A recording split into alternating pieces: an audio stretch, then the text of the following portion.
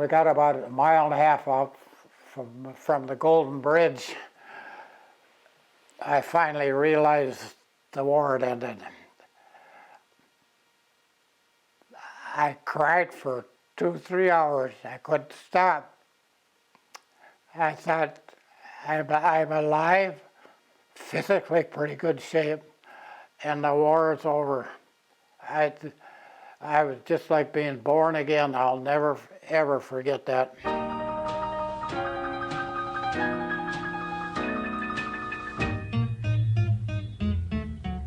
Oh, give me land, lots of land, under starry skies above. Don't fence me in. Let me ride through the wide open country that I love. Don't fence me in. Let me be by myself in the evening breeze and listen to the murmur of the cottonwood trees. Send me off forever, but I ask you please, don't fence me in. Just turn me loose, let me straddle my old saddle underneath the western sky. On my cayuse, let me wander over yonder till I see the mountains rise. I want to ride to the ridge where the west commences and gaze at the moon till I lose my senses. And I can't look at hobbles and I can't stand fences. Don't fence me in.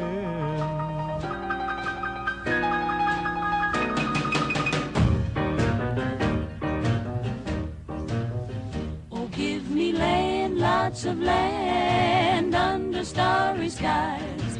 Don't fence me in. Let me ride through the wide country that I love. Don't fence me in.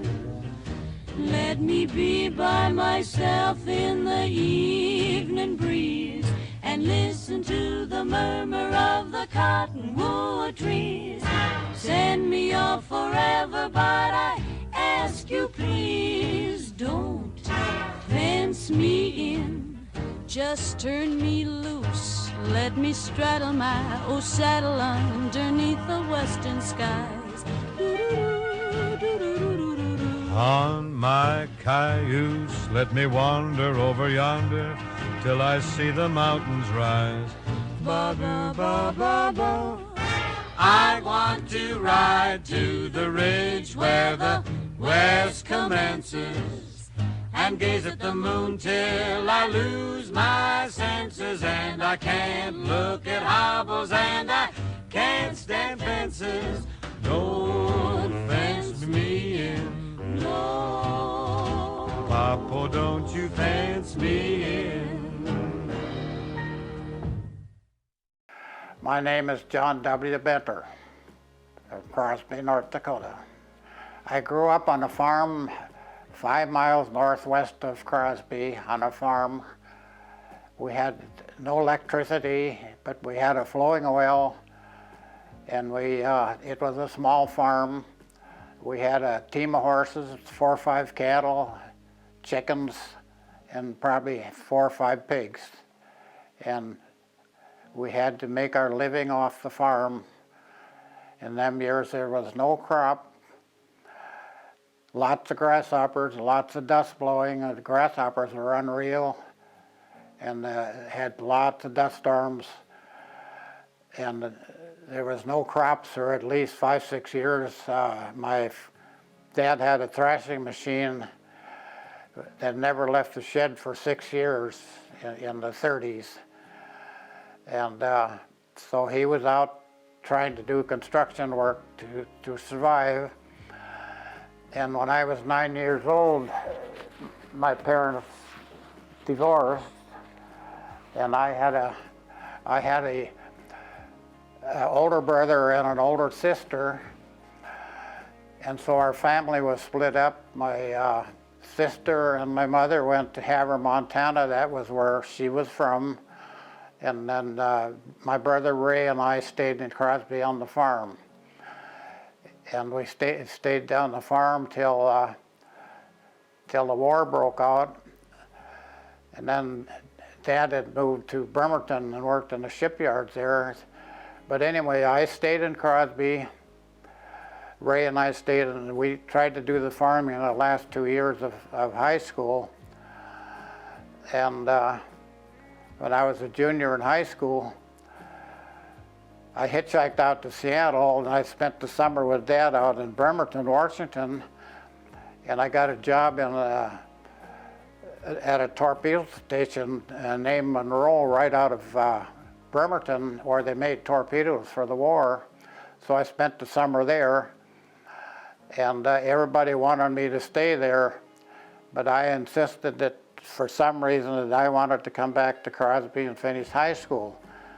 So I hitchhiked back to Crosby, and I saved about $200-300, and that was my money to survive for the next year of school. And I stayed with people that I knew. I stayed upstairs in attics, slept on porches, and when spring came, the senior year, I got a job with John Nordstock. He owned the farming land right south of where we are now, where the hospital is. And I put in the crop for him, and I had a tough time finishing high school because I would miss 2-3 weeks at a time in the fall and the same in the spring. And so I had a tough time. When I get back to school, I wanted to learn how to type, and everybody was sitting in there typing, and I didn't even know how to insert the paper in the typewriter. So I had a tough time with all that, but I did the last year of the farming when I was a senior.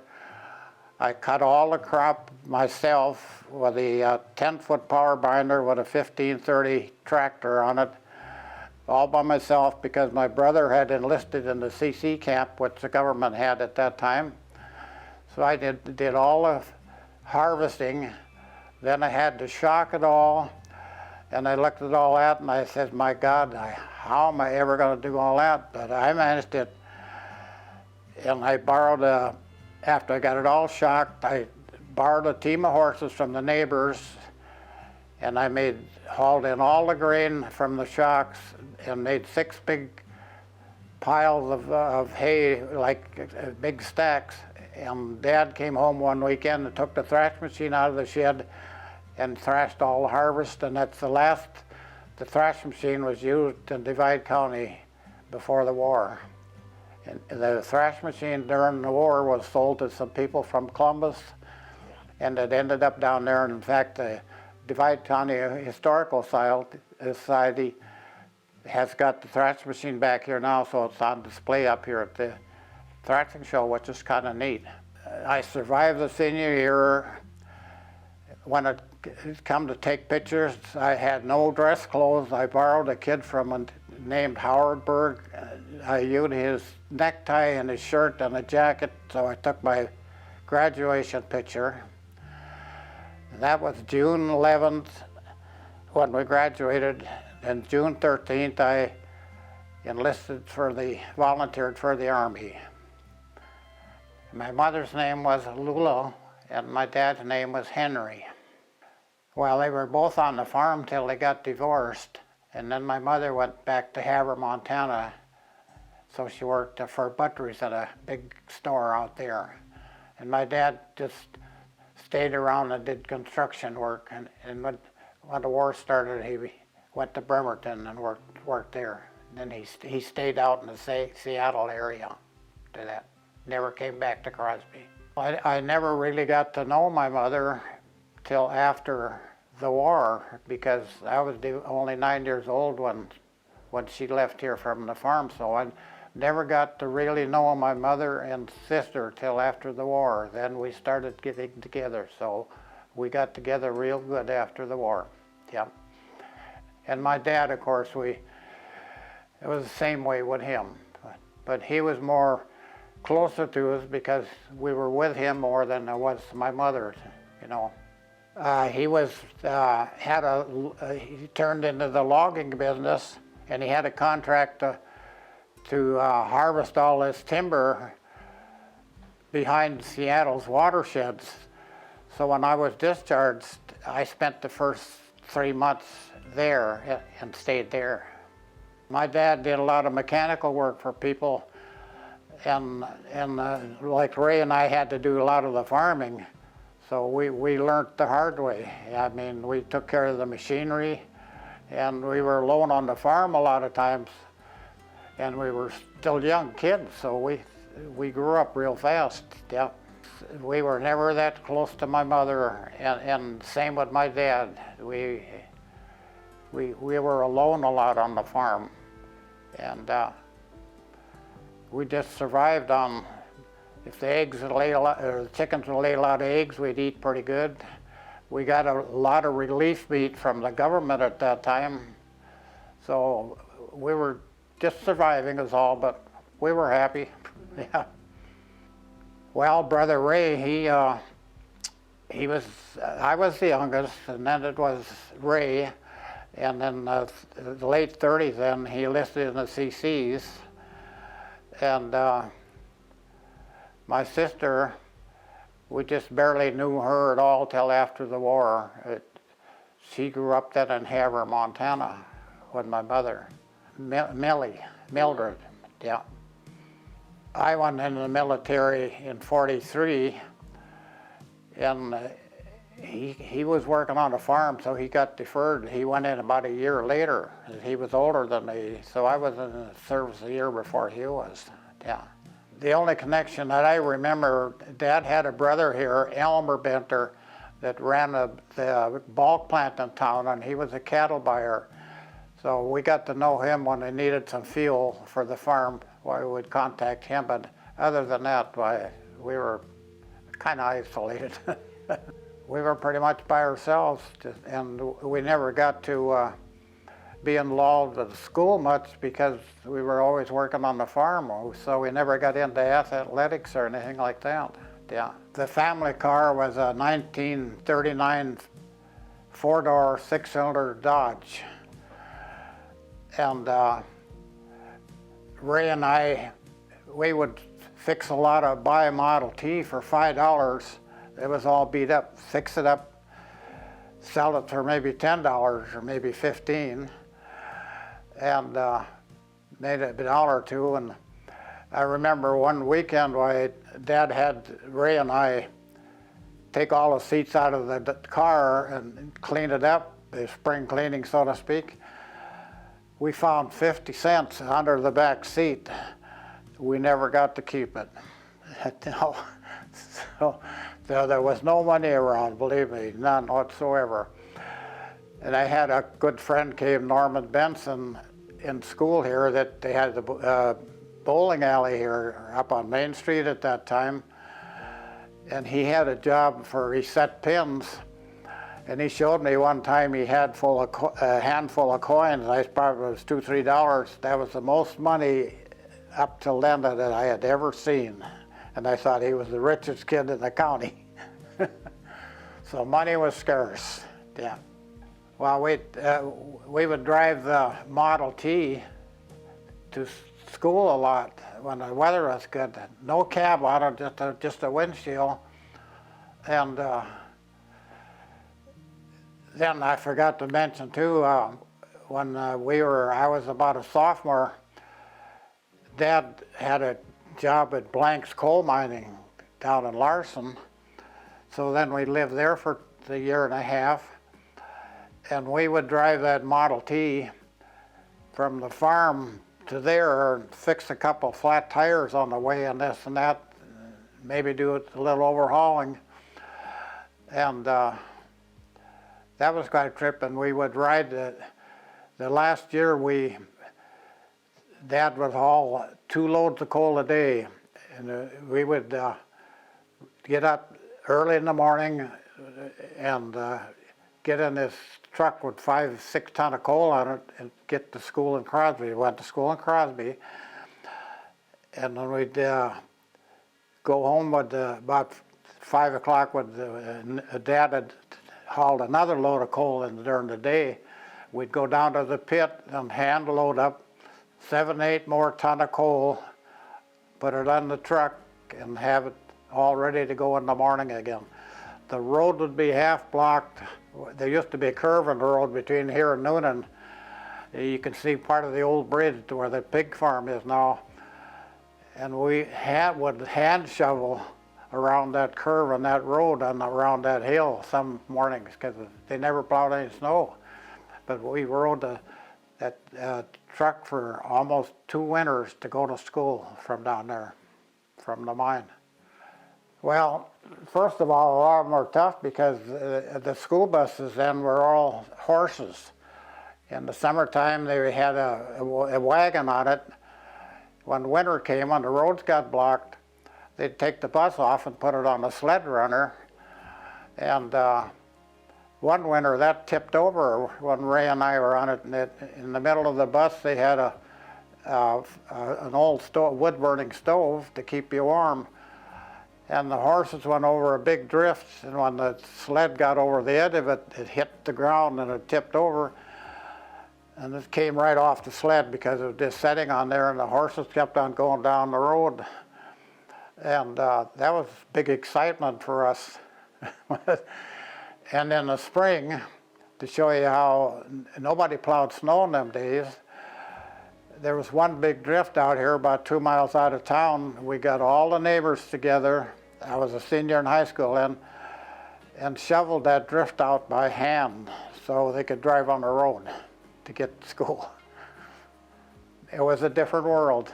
In the wintertime, we'd have flowing oil, and the ice would build up about 7, 8 feet, and the water would run clear down on the pasture and freeze. And we'd go on a sled. We could go for several hundred feet on a sled, end up in the pasture quite a ways away. Other than that, there wasn't a lot of excitement taking care of the cattle we had and stuff. Every night my job was to fill about 7, 8 5-gallon buckets full of coal from a shed out in the yard to sit in the kitchen to keep the fire going. And if you don't think it wasn't cold in that house, we had a kitchen stove which has a reservoir right next to the firebox. Had fire in it all night, the water in the reservoir on it, that far from the fire. In the morning the water would be froze. Where I slept, I never had a bedroom. I slept on the floor all the time. And when the wind would blow real hard, no one really believed that. The linoleum on that floor would lift up around me because the house wasn't insulated or nothing. So I always said I held the carpet down on the floor. We had the road when we'd go to the farm we'd go 4 miles west or north on 42, which is 42 out here. And then we would get to the end of the road there, we'd go 1 mile west, and there was ever no gravel on that road. And when the spring came, if you had a car, the mud would build up so bad that it stopped the wheels from turning on that car. So that would only last probably for a week or 2. So a lot of times we'd get the neighbors that get a team of horses and help us pull it through there, you know.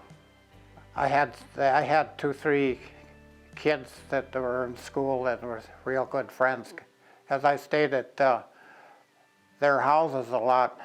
We'd stay up upstairs in the attic, and to tell you how cold that was, no heat up there in the shingles. So when they nailed them, the nails would go through the roof, and part of the nail sticking down when it got real cold.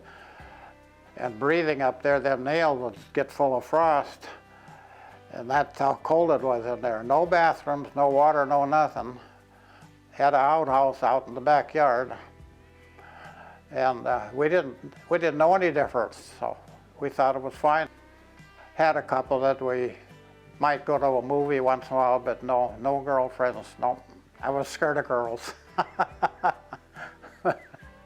Our Christmas, it was always not much because nobody had money to buy gifts. they might get a book from the library or something, bring like that out, and my birthday was the day after Christmas. And my birthday was never celebrated until I got married to Marion. That was the first time I ever had a birthday party. It was after we got married. So, but we were used to it, so we didn't think anything about it. Yeah. And if we got to go to a show maybe a couple times a month or something, that would only cost you probably 30, 40 cents to go to a movie. That was our big entertainment on Saturday night, of course. Everybody come to town on Saturday night, you know. Living then, if you ever bought a ice cream cone or something, it was pretty rare. And never ate out. That was unheard of compared to what they do now. And for entertainment, why, we had an old radio, and like I say, maybe go to a movie once or twice a month. Summertime, we had 2 pairs of shoes, one for when we went to school and one for work. In the summertime, 90% of the time we went barefooted just to save our shoes, and it was the same with our clothes. We had one set of clothes for school, and as soon as we came home, we changed clothes and put on our old work clothes. And nothing exciting, but like I say, we were growing up that way. We knew no difference. Yeah. When I look back on a Sunday morning on the farm, in them days, all the churches rang their bells, which they don't do anymore. We could actually hear them out there. And there was always someone at the airport out here would fly an airplane, and that's where I got interested in aviation. They'd go by the farm once in a while, and that got me interested in that. But other than that, it was just taking care of the animals that we had and doing our regular chores. Yeah. One thing I did, one of our neighbors out here was Sam Semickson's, and they had milk cows. And a lot of times I'd work for them in the summertime. They had 35 cows we hand milked, and then we would deliver milk in Crosby here. And we got to know them pretty good. I worked there part of the time, 2 summers, helped them put up hay, what little hay there was. We used to cut the slough out here, I forget the name of it, and get hay slough in there because there was no water in it. It was all dried up, and we'd cut the weeds and the thimbles out there and try and make hay out of it for the cattle. And they had a brand new Minneapolis tractor with rubber tires, because everything we didn't have rubber tires on it yet. So I got to drive that when I was senior and junior. That was fun. But we'd get up early in the morning and milk 35 cows by him. And then the one summer I worked there all summer on spare time, and when I was going to get paid for it, Sam came up and he said, well, he said, it's been a pretty tough year where you haven't got any money. He said, I really can't pay you. I donated my work summer, and that was normal. Yeah, you just took it for granted. Yeah. That's a good question, because there was no water around, but there was some water in the spring up at the dam up here for a little while.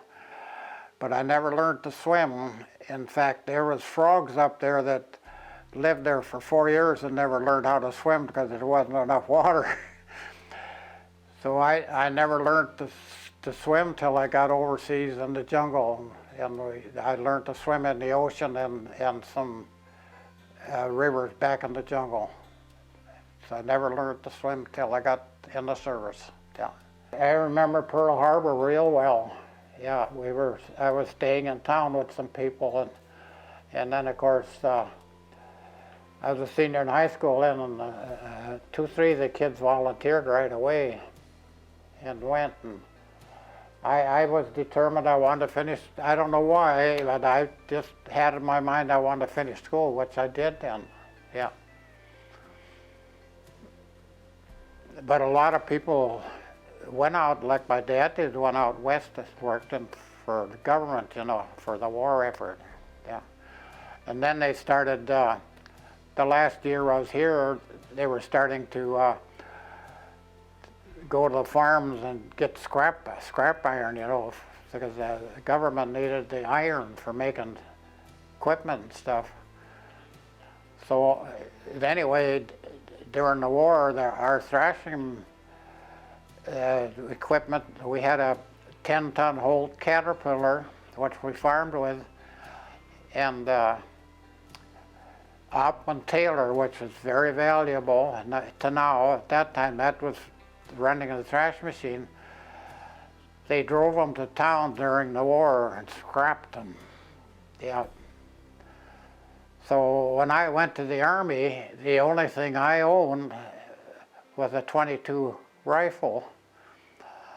That's what I left. That's the only thing I owned and the clothes I had on. And when I come back, when I went to the Army, I left my rifle with my brother, and of course, I don't know whatever happened to it. And then the summer I went out to Bremerton. I hitchhiked out there, and I knew some friends at Helena, Montana, and I hitchhiked to there, and I spent a week, 2 weeks there, and I was too young to work on they had a gold mine, a cyanide gold mining plant, and the man that owned it, him and he took me prospecting back in the mountains. He was trying to find a lost part of a gold deal that disappeared, and we had an old pickup, and we'd go to all these abandoned mines. We'd go back every 10 feet and make an ore sample around the floor and around the ceiling and bag it, and go back, way back in these old mines and put all them samples in this pickup. He was trying to look for that lost gold vein. But anyway, when the war broke out, then I went on to Seattle, Bremerton. When the war broke out, the Japanese sabotaged that plant. They put nuts and bolts in all the gearboxes for the machinery, destroyed it, and it never opened up. Every 2 weeks they make a chunk of gold the size of a loaf of bread. We were down on I lived with some people in the northwest corner of Crosby, down about where we live now, and that came on the radio, and we were down there working on an old Model T in a garage. And of course, we were quite surprised because we knew nothing about, well, nobody wasn't prepared for World War II.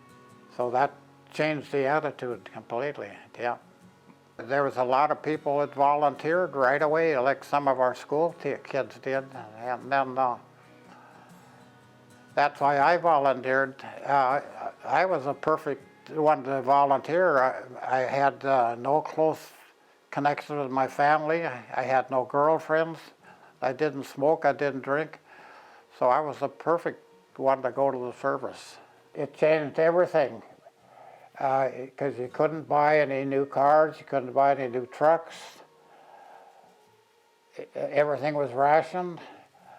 At that time, there was a grocery chain in Minot that was selling a truck, and I was working on the farm at that time, and they were able to buy that used truck, and they gave me a ride to Minot, and I drove that back for them. Didn't have no box on or nothing, just a bare truck.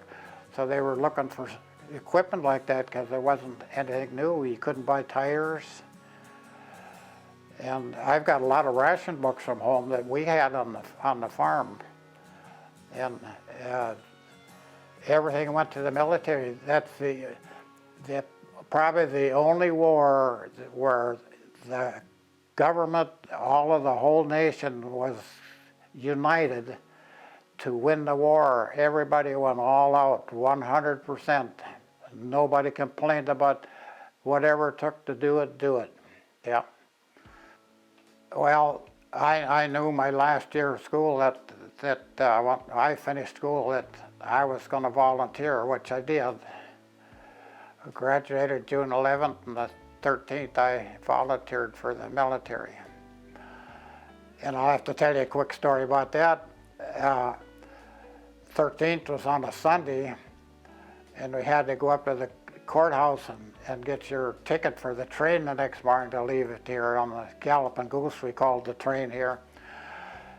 And on the way up there, I had a real good friend called Carl Knutson. He wasn't in school, he was working for Emil Oyen out here on the farm, deferred. And I was walking up to the courthouse, and I said, Carl, I said, I'm going up to get my ticket to go to the Army in the morning. I says, maybe you want to go along? He's all about it. Yeah, he said, that might be all right. And we went in the courthouse, and there was a man there from the draft department from Fargo. And I said, well, I'm here to get my ticket. I said, because I volunteered. And I said, Carl here, he wants to enlist too. Good, he says, we'll take him, we need the men. And I'll never forget it as long as I live. They accepted Carl. He was going to leave the next morning. And Carl said, well, he said, I better go tell my mother I'm going to the Army in the morning. And she lived in a little house across the track on the north side of town. And we went up to the house, and she was in there knitting and never looked up. And he says, Ma, he says, I'm going to leave for the Army in the morning. She never looked up. She says, well, she says, you better haul a can of water before you go. No fanfare, no nothing. All there was to it, not knowing if she'd ever see him again. And that's the way Carl got in the Army. So we stayed in basic training together. And I'll tell you more about that further along. But anyway, after the war, I found out that Emil Oyen looked for him for 2 weeks. He didn't know what happened to him. That was funny. When I volunteered, I wanted to go to the Air Force. Well, at the time, the Air Force was filled up. So then I said, well, whatever. So I signed up, and he filled out a form, and they apparently figured I was mechanically minded, so I ended up in the field artillery. That's where I went to, in the motor pool. Did maintenance work on equipment. Yeah. Everybody was. Yep. Yep. Yep. You lose your appetite for one thing. Yep. Yeah. It's a whole different, you never get over it. Yeah. Yeah. Just live with it day by day. Yeah. First of all, we ended up at Fort Snelling, in Minneapolis. And the first thing that happened, as we were sworn in, they said, what's your religion? Well, like I mentioned before, being on the farm out there, we never had the opportunity to go to church. So I was standing there, and I said, well, I don't know what to say. And I turned around to the guy behind me, and I said, what's your religion? He says, I'm a Presbyterian. And I said, well, I'm a Presbyterian. And that had to go on your dog tag, see? So that's the way that started. And about the next day on the bulletin board, we were only there about a week. It said they wanted some truck drivers, volunteers. So I said, that sounds like a good deal. I volunteered. You know what I got to do? Got to run a wheelbarrow. Fort Snelling had a big vegetable garden that the GIs are raising, and we got to down there, I run a wheelbarrow there too. So we only stayed there about a week, and then we got loaded on the troop train and headed for California. Yeah. Well, I've got to finish the story. We got on the train. There must have been 12 cars on it. It was strictly military people on it, but it was run by civilians. We had 2 meals a day, and otherwise we just sat there and it was run with locomotives and it smoked a lot. The car would get full of smoke, so we could never wash up or do anything. But anyway, when the train got down east here, the train went through Williston here. Around by Minot, I got talking to one of the conductors, civilian people. I said, my mother lives in Havre, Montana. I said, I'd sure like to get a hold of her and tell her I'm in the Army. She didn't know it. And how nice the guy was. He said, we're going to stop at Williston for a few minutes. He said, I'll get off and call your mother.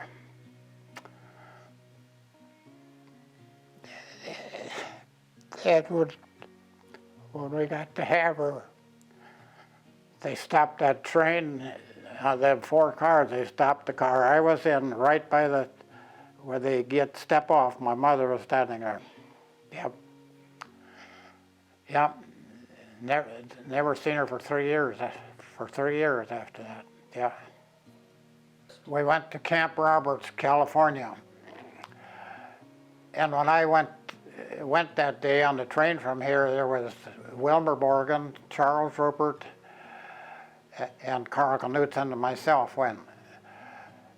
So and then we got to Fort Snelling. We all ended up in Camp Roberts. Me and Knudsen were in the field artillery, and on the other end of the camp was infantry, and that's where Charles Rupert, he didn't get down there for about 2-3 weeks after we got down there, and every night I'd go to where the bus would come up, thinking he'd come, and he came the night before we were shipping out. We shipped out early the next morning, and so I got to talk to him for about half an hour, and he ended up then in the South Pacific too, and he went to Saipan, but I never got to see him till the war was over. And Carl and I went to basic training. We got in a lot of trouble in basic training. Carl could never march. When we'd march, we would be marching level, and he'd go up like this, and it's completely out of place. And every Saturday morning, we'd have an inspection. You had to have your bed made so tight, the blankets, if you dropped a quarter on it, they're supposed to hit that quarter, hit the blanket, and they're supposed to turn over. And Carl and I were right by each other, and they first started to come through, and they'd go by me, and then they'd come to Carl, and he'd do something. The bed wasn't made right or something, and I'd snake her a little bit, and then I'd get in trouble. And we did a lot of extra duty, did a lot of extra KP, and we didn't like, every night had bed check at 10 o'clock, and we didn't like the guy doing that as sergeant, you know. They were all doing their job. So what we did, we took and run a small light rope about a foot off the floor in front of the door, and right where if you come in, it was dark, of course. When you trip on that, we'd put 3-4 garbage cans full of water. So anyway, we rigged that all up one night, and at 10 o'clock he come charging in there, tripped on the rope, hit all the garbage cans, and we were in big trouble. You know what our extra duty was that time? We watered the grass when it was raining. We'd standing out there with raincoat on with a garden hose, watering the grass in the rain. And tell me, if you ever want to wake up your neighbors, the next big rainstorm, put your raincoat on, hook up the garden hose, and go out and stand there in the yard and water the grass. Your neighbors will come out of the woodwork and watch you. That was one of them. And one of them, we did something else. We hung a guy up on a bed up on the ceiling. They had hooks up there on a weekend, and he'd sleep all the time.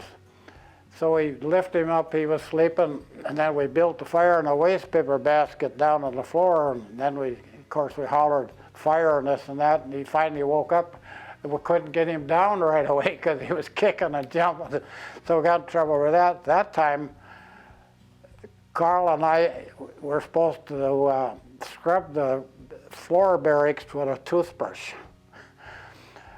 So we didn't, we only worked a couple hours on it. We made so much noise, we were waking up the rest of the people. This was 11, 12 at night. So we didn't get to do the whole thing because we woke up so many people. We peeled a lot of potatoes, oh man. But anyway, when we graduated, I don't know whether that was a coincidence or not, but they sent Carl to Europe and me to the South Pacific. When we graduated there, I got to march in a special crew that would carry the flags for graduation of the whole camp. So that was kind of an honor. And we went from there, I went from there then to Fort Ord, which was up the coast about 200-300 miles for amphibious training. And then it was winter time, it was cold and rainy, and that was a tough place. Did a lot of marching and training and up in the hills, and then I was starting to realize that there was a war going on because there was a lot of activity, and they did up till then, and they had horses to pull all the howitzers and cannons and stuff in the war, and they were just eliminating all the horses. We must have seen 200-300 horses that they were disposing of and getting mechanical stuff to pull all this. That was at Fort Ord, amphibious training. And so that was a tough place. Man, go on 25-mile hikes in the hills. So we survived that, and from there, every place we went in the middle of the night. When we went to Angel Island, which is right up by Frisco, if you know where Alcatraz is, there's an island just 3/4 of a mile north from there. That's where we went. There was 5,000 troops on that island. And we were only there about 10 days.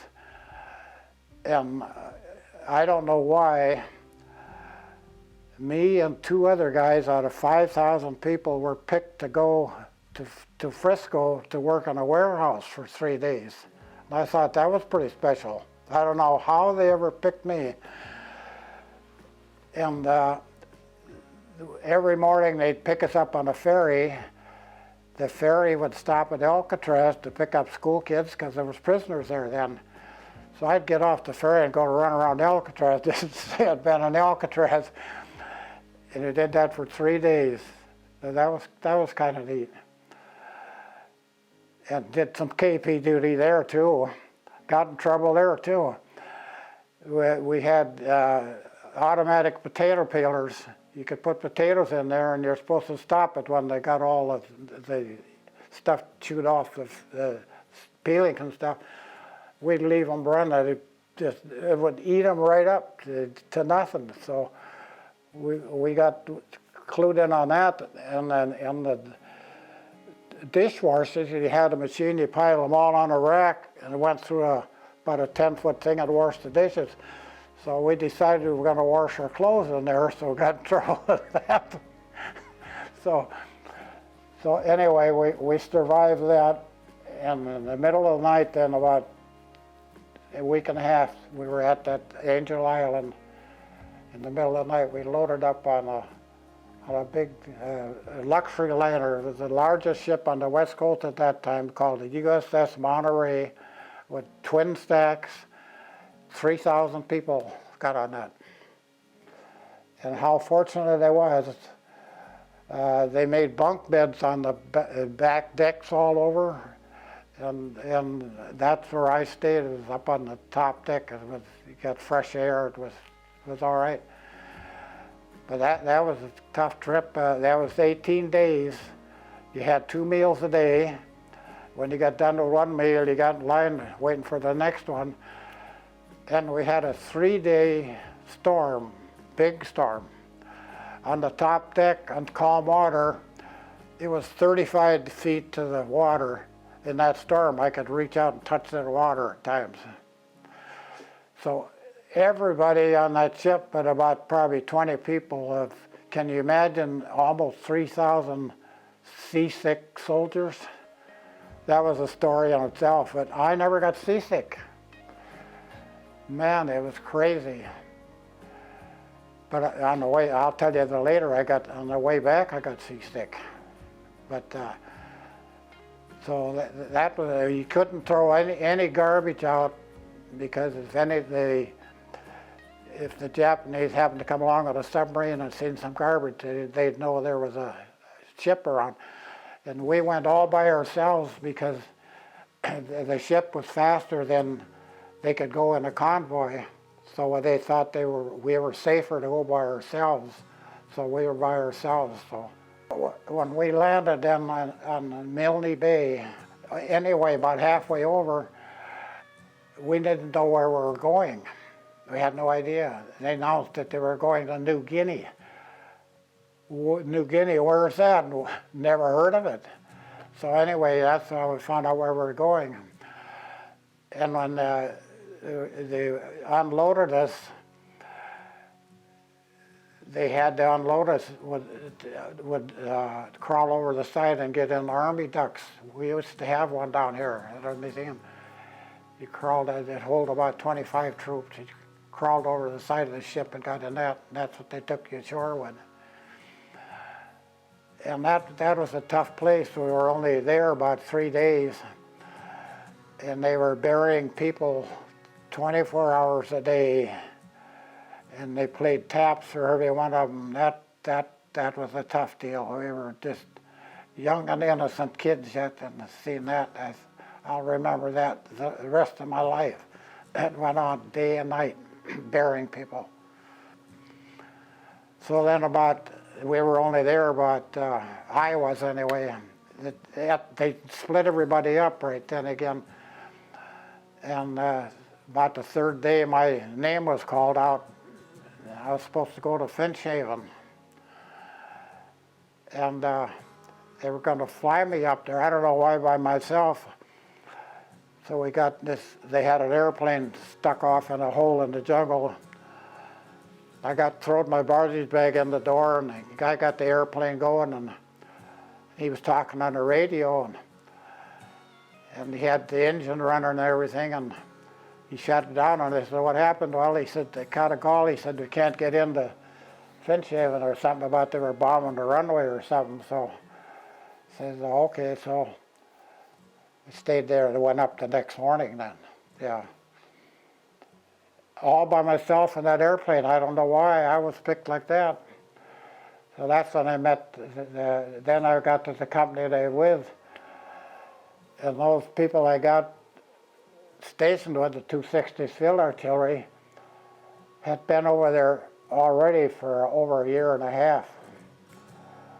And you had to prove to them that you could survive. To show you how long they were there, they were the National Guard from South Dakota, like the 164th from Williston.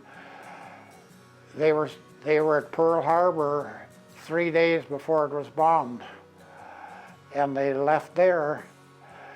They got out about a week and a half. They heard on the radio they bombed Pearl Harbor. So then, of course, they didn't know what to do with them. They were on their way to the Philippines, and the Japanese were just taking the Philippines. So they sat out there for almost a week. The government didn't know what to do with them, so they sent them to Australia. So they had been there a year and a half before I got with them, so they were well seasoned by the time I got there. Oh, yeah. We were issued carbines at that time. They were a new rifle, but not a big one. And it got overseas. I had all different kinds. I had me a Tommy gun, a .45 pistol, and there was a lot of World War I Springfield rifles available. I had one of them for a while. And then we had 105 howitzers. I tell you this story here, nobody believes me anymore. I had 3 guys in our company that was real good shots. I would take and hold a coconut in each hand 150 feet away. Because the coconuts, you know, what the husk on them, it took a long time to get them chopped apart. I would hold them coconuts like that, and they would shoot them, so I could drink the juice out of them. There was only 3 people that I trusted to do that with me. I got a picture of that at home someplace. I tell people that today. I don't tell it a lot because people don't believe me. They think, oh, you're crazy. And I did it. I said, I'd hold that by that husk and shoot that. It was a little crazy. You talk about ammunition and stuff. One of the first things we did, when the ship at Finchhaven, there was 4 bases on New Guinea, and only 2 of them that I know of could take big ships, come right up where they could unload them, and Finchhaven had that capability. And so one of the first things, when a ship come in with ammunition and all that stuff, everybody, whatever you're doing, you help unload that to get it out of there. We were unloading 105 howitzer shells. They come 3 in a crate, about that long, a triangle crate with 3 of them in there. We would put 12 ton of them on a 2.5 truck, 6x6. And we must have had 20, 30 trucks doing this. So I'm following in the middle of these in the middle of the night, driving through mud this deep. So the truck ahead of me, the crates were piled way up high. 3 of them crates fell off in the mud. So I stopped. And I said, God, now what am I going to do? I'll never find all them things in the mud. You know, the mud was 1.5 feet deep. So we sat there about 2 minutes, and here come the sergeant, and he says, what the hell's holding you up? I said, well, I said, 3 of them crates fell off that truck. I said, I don't want to drive over them. Drive over them. I said, you're kidding me. No, he said, I am not. Get going. And I sat there a minute, and I said, well, I have no choice. I drove over them 3 crates of ammunition. And of course, it didn't blow up or I wouldn't be here. So I got over that, and about 2, 3 nights later, we were unloading 500-pound bombs. 3 of them would fit in the back of a 6x6. They're big. And I said, well, how are we going to unload them? Well, the guy says, you drop the tailgate and you get all the speed you can in reverse and set the brakes. I did that, 3 big clunks. I thought, oh, God. So they never exploded. All this we put way back in the jungle, you know, to get rid of them. And I often wondered if anybody ever picked all them up. So that's how we grew up real fast. Oh, man. Oh. I don't tell that story to a lot of people. They think I'm telling a fib, but that's the way it was. Yeah.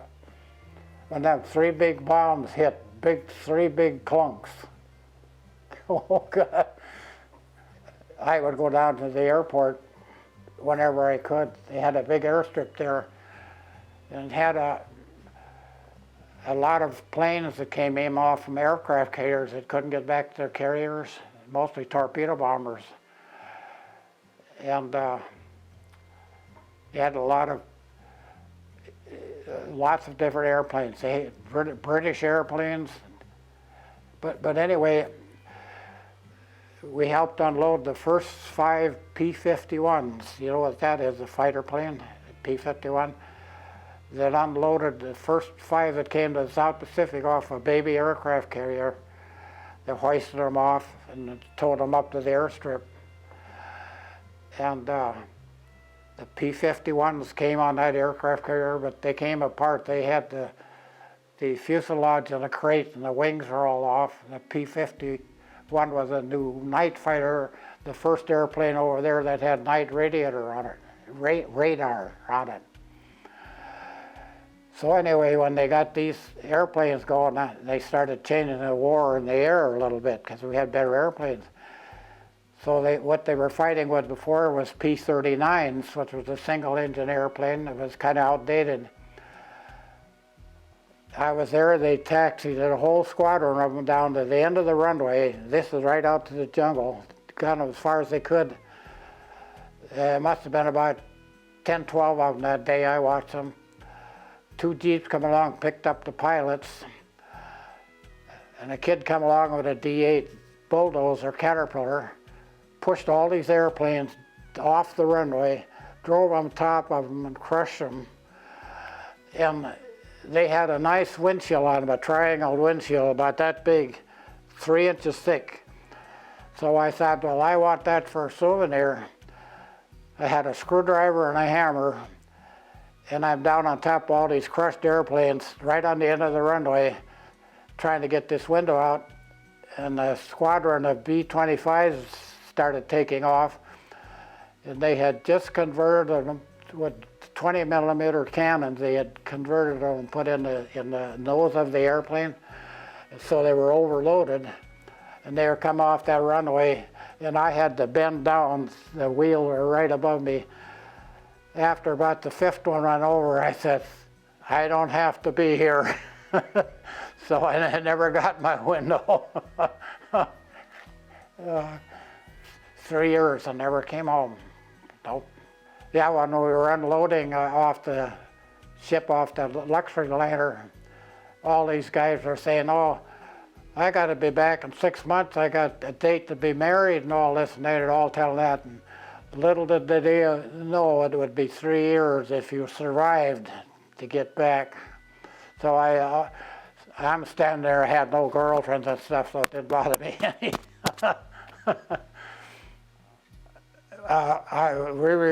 We had a friend, Russell McDonald from Port Angeles, California, from Washington. He was acquainted with ships. So in the middle of the night, we'd go in these ships, and he'd get down to the gallery and he'd steal some food and stuff like that. And then I'd be on the edge of the dock, and he said, when you see me up on the top of that ship, he said, come driving across, I'll throw you whatever I get. And he got a lot of stuff for us, but that's where I think I got my radio for that. It was about this long and that square. And there was 3 bases on New Guinea where we could get Tokyo Rose. But if you ever wanted a drink of water in the South Pacific, a decent drinking water, that's the trouble we had. We never had good water. Some days we never had water for 3, 4 days. If you got a hold of a Navy ship, they always had good fresh water. So a lot of times when there was a ship coming, we'd sneak down there in the middle of the night, and they always had a gangplank there. We'd go up there and have a drink of water. Excuse me. So I did that one night. The Navy always had a big mug by the fountain. So I got there and got a drink of water, and I stuck that mug under my fatigues. And about that time, a Navy officer come up. He says, I can't believe this. He said, I just put a mug up here about an hour ago. He said, and somebody stole the damn thing already. He said, I'm standing there with it under my jacket. And I was going to take that home for a souvenir.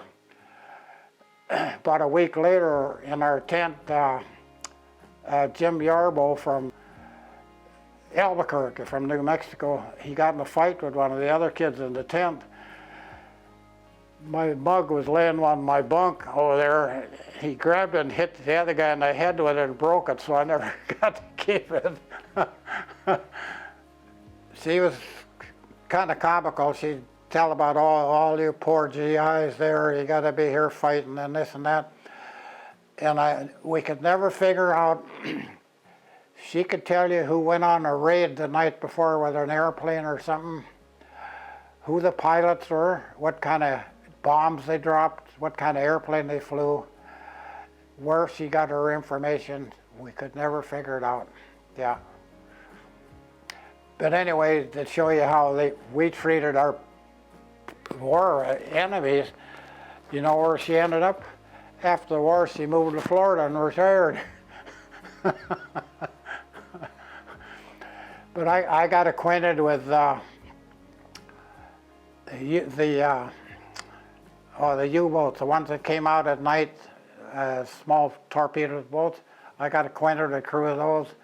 I'd come down there and they'd usually come back. They'd go out all at night. They'd usually come back with a beat-up prisoner or two, Japanese. Yeah, and how I got acquainted with another young kid on a destroyer. I don't know how I ever got to meet him. He invited me out on his destroyer for a day. So I drive a 6x6 out to the edge of the ocean, ditch of the water. They come in with a small dinghy and picked me up. Spent all day on that destroyer, had a good meal. He showed me the ship and all this and that. Takes me back that evening. The tide came in. The water was up to the seat of the truck. And I thought, oh boy, now I'm in trouble. And it happened to be one of the trucks we had that was equipped for driving underwater. And I said, this better start. And God, it started, and I got out of there. And I only did that once too.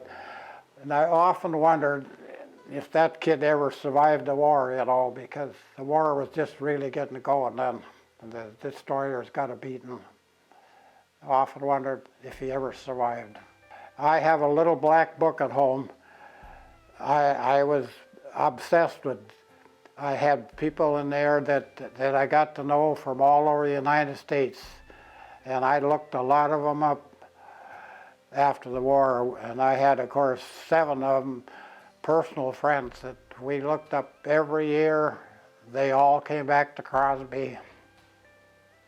Yeah, the best friend was from Walla Walla, Washington. I've seen him every year for 38 years. The friends you made in the military like that were the best friends you ever had. You got acquainted with them. You knew their every move they were going to make, and they knew all about you, you bet. That friend in Walla Walla, he's the one that helped me get all military stuff, because on the West Coast you could get military stuff. And one year he brought back a whole semi-load full of beat-up military stuff. And it took 3 trucks to make one truck when the one went to Alaska with, you know, yeah.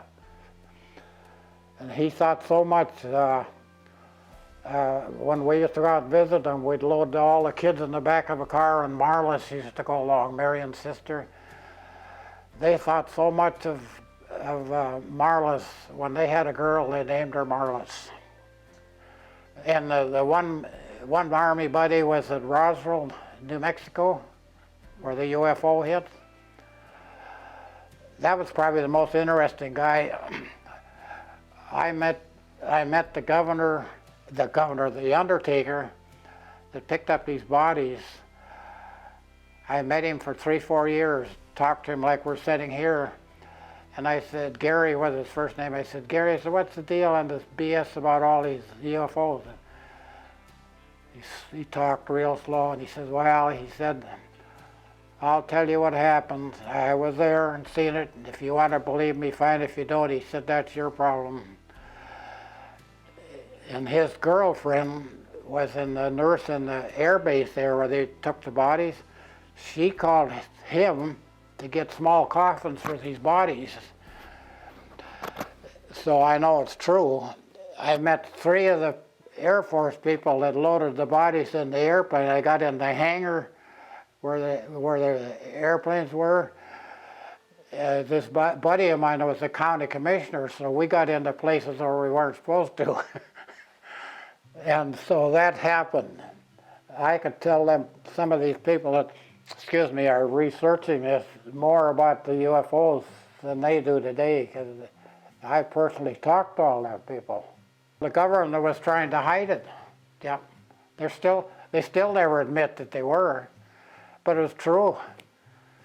There was never no real answer. Everybody figures they didn't want to scare the American people about it, because they weren't sure, you know, about it. what was taking place. But that happened. That was 1947 July. Yeah, it crashed. Yeah, we talked to the rancher where it crashed. He was out in his area camping with his girlfriend when it crashed. Yeah, we talked to him. Yeah. So I got a lot of first-hand stuff on that. Well, he just told it as it was. He said he was scared. He said it was a lot of fire and stuff, you know. But one was alive, you know. Yeah, one was alive. They still think they have that someplace. Yeah.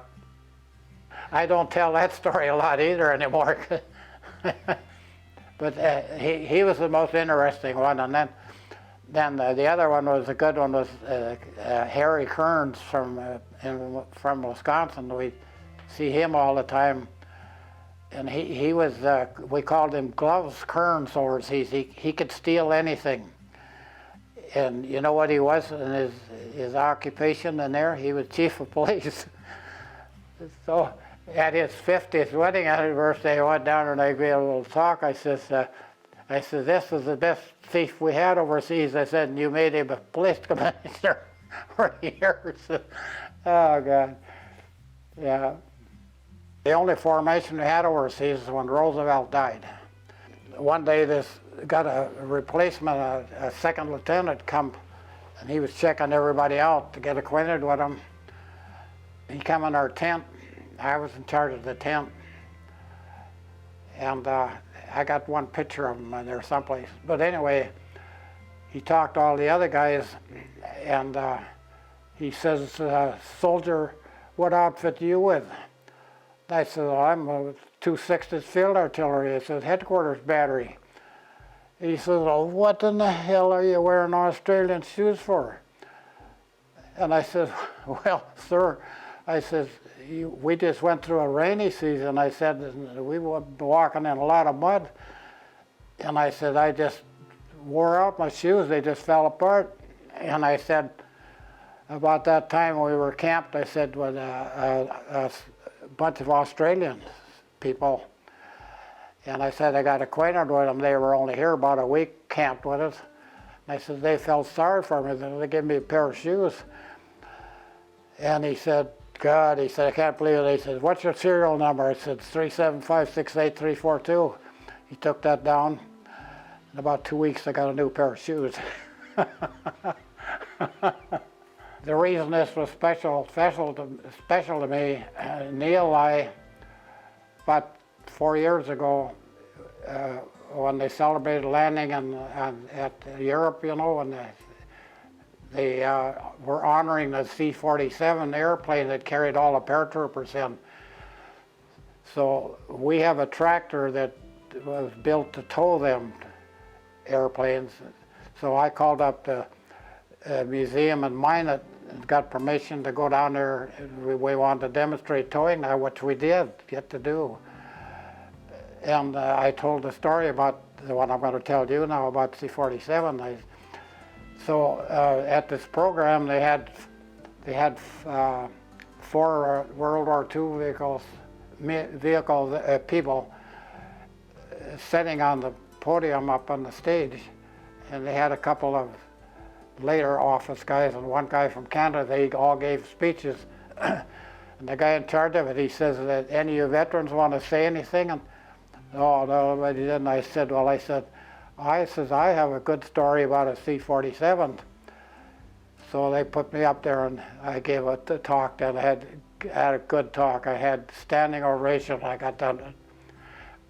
But anyway, I was called for special advanced special security to go to Luzon from Leyte in the Philippines. So I'm going to get a ride in this C-47. I got down to the airstrip, and the airplane was pretty well loaded. I got up on top of all the luggage in there and hanging right on the bar where the paratroopers hung their strips. They started the motor and they started taxiing out, and the weapons carrier drove up. And they got in an argument with the pilot and they shut the motors down, and the guy, the weapons carrier, says, this cargo's got priority. He says, it's got to go. And the pilot says, he says, we're overloaded now, we can't do it. They got in a good argument. They shut the motors off, and I helped them unload that whole load and repack it, put that other load on there. And then it was really loaded. I was up there, I could look down and see out the windows on the side. I don't know why they never let me be in the pilot's area that night, because I was the only human being on it besides the pilot and co-pilot. But anyway, then we got going, and he sat there a long time. The runway went out over the ocean. It was a small runway. And we finally took off, and when we took off, that airplane was so low, all the windows got wet from the water.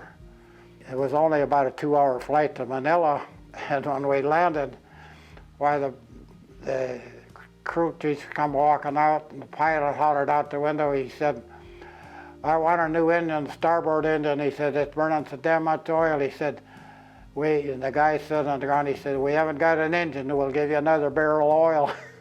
That was all I was doing. Oh, God. So anyway, when I got to Manila then, before this happened now, one day on a coconut tree down in New Guinea, they wanted volunteers. They were going to start a new 4th Artillery deal, and I said, God, I'm going to volunteer for that. And which I did, and about 35 of us applied, and they only took about half of us. And they interviewed us, and they wanted to know if we knew anything about a new prime mover that was coming out. It's called an M6 prime mover. It weighed 38 tons. This was to pull a new 7-inch howitzer cannon that would shoot accurately 12 miles. Yeah, we said we know all about them. Hell, we'd never even seen one. They knew that. They didn't care. They wanted some volunteers. So they accepted, and then I got into that and got to drive that thing that weighed 38 tons. That would go through the jungle, knock down small trees, and it was fun to drive. Yeah. When I got to Manila, we were camped. There's a river that goes through Manila. We were camped on one side of it, and MacArthur had just got to Manila. And like I mentioned, when we first landed overseas, we got split up. And a good friend of mine from Garrison, Bud Parker was his name, from Garrison, he was sent back to Australia, and he was MacArthur's office boy. And how I ever found that out, I have no idea. But I thought, well, when I'm in Manila, I knew MacArthur was there, and Manila was completely bombed out. Every building in there was destroyed.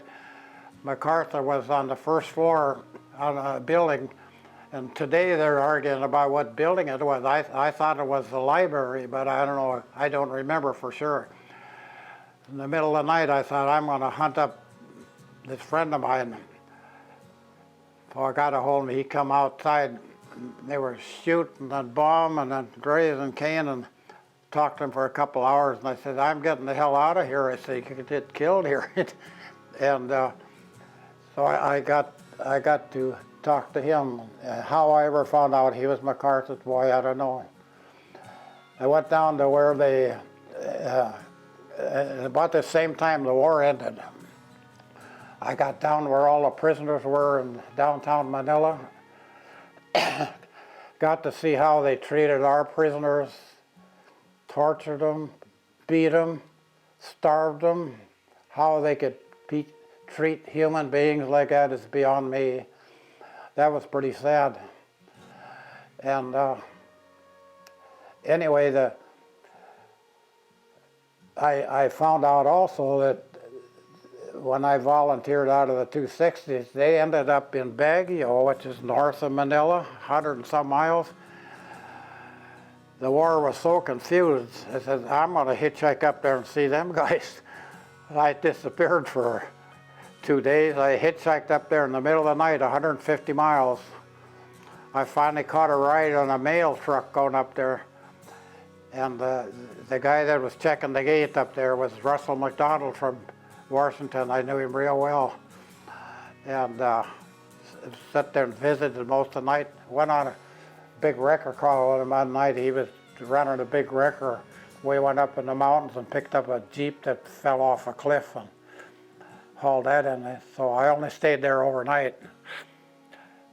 I got back to Manila, and about that time the war officially came over. So I caught me a ride on a C-46 on the airplane back to Leyte. Then I forgot to tell you about, in the middle of this in New Guinea, I was sent to excuse me. I was sent to a chemical warfare school at Oral Bay on New Guinea. And that was, I got a ride on an airplane down there. When we got done, I couldn't get a ride on an airplane. We spent 2.5 days on a Higgins landing craft, 2 days and 2 nights to get back to camp where I was. That was terrible. But that was the last last place where we, excuse me, where we ever got bombed. They had a big ammunition dump there and a big place where they brought in fuel. All the fuel came in for the war was in 55-gallon drums. And they got bombed that night. They blew up the ammunition dump. That was the weirdest thing I ever seen. The shells were going straight up, they were going straight down, they were hitting the ground. That went on for 2 days. And the same time they set fire to the dock down there. 55-gallon drums of gas were going 100 feet in the air on fire, blowing up.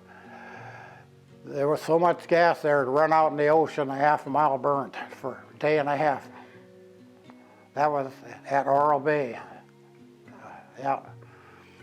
So I was glad to get out of there.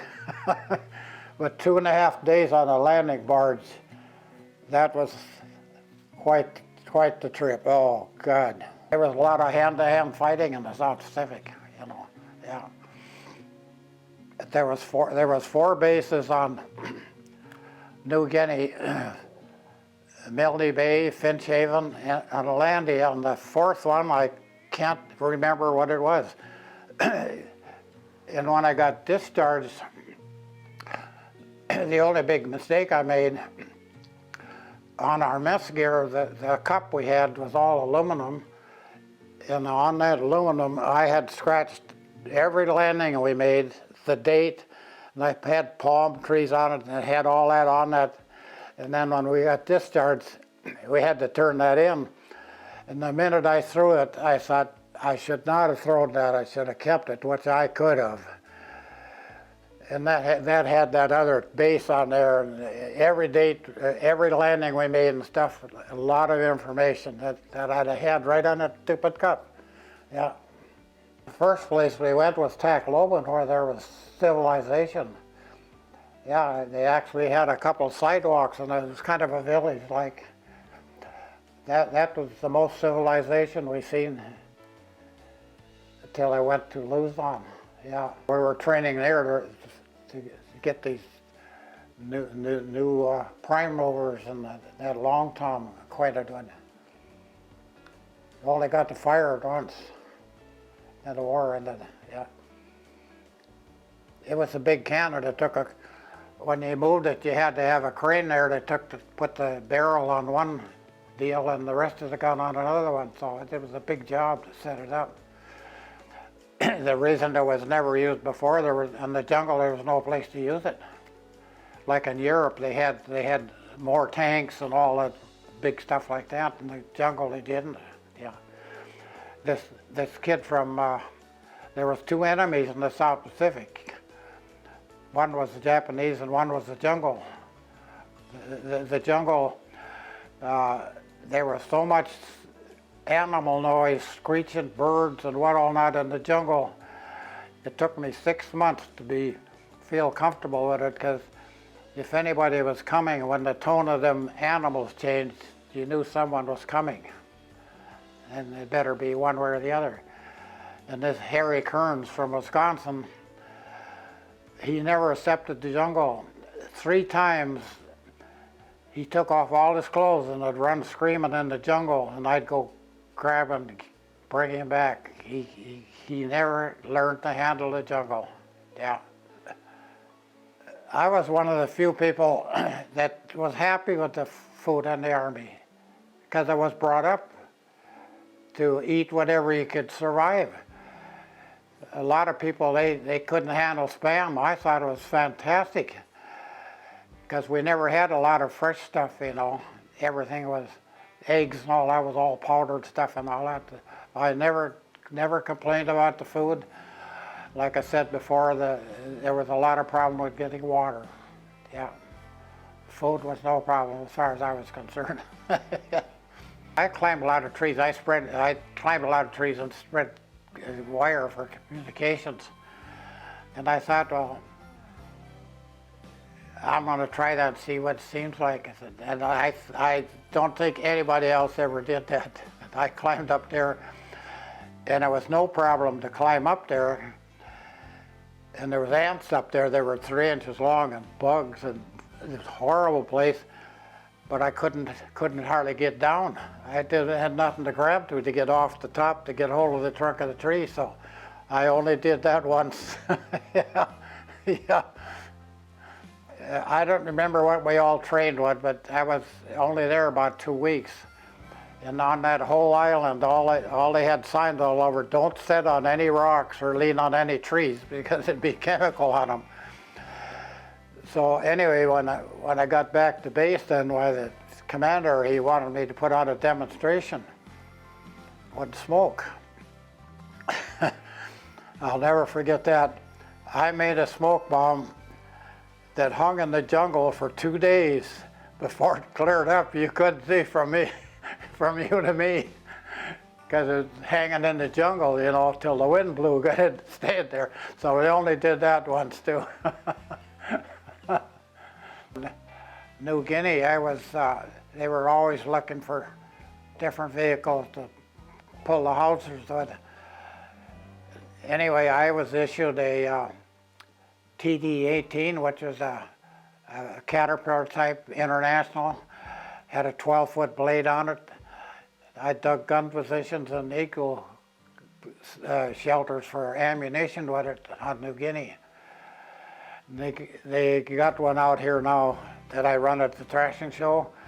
These ladies from Great Falls had it on their farm, and Mary and I went out there a couple times for their thrashing show out there, and I got to run it.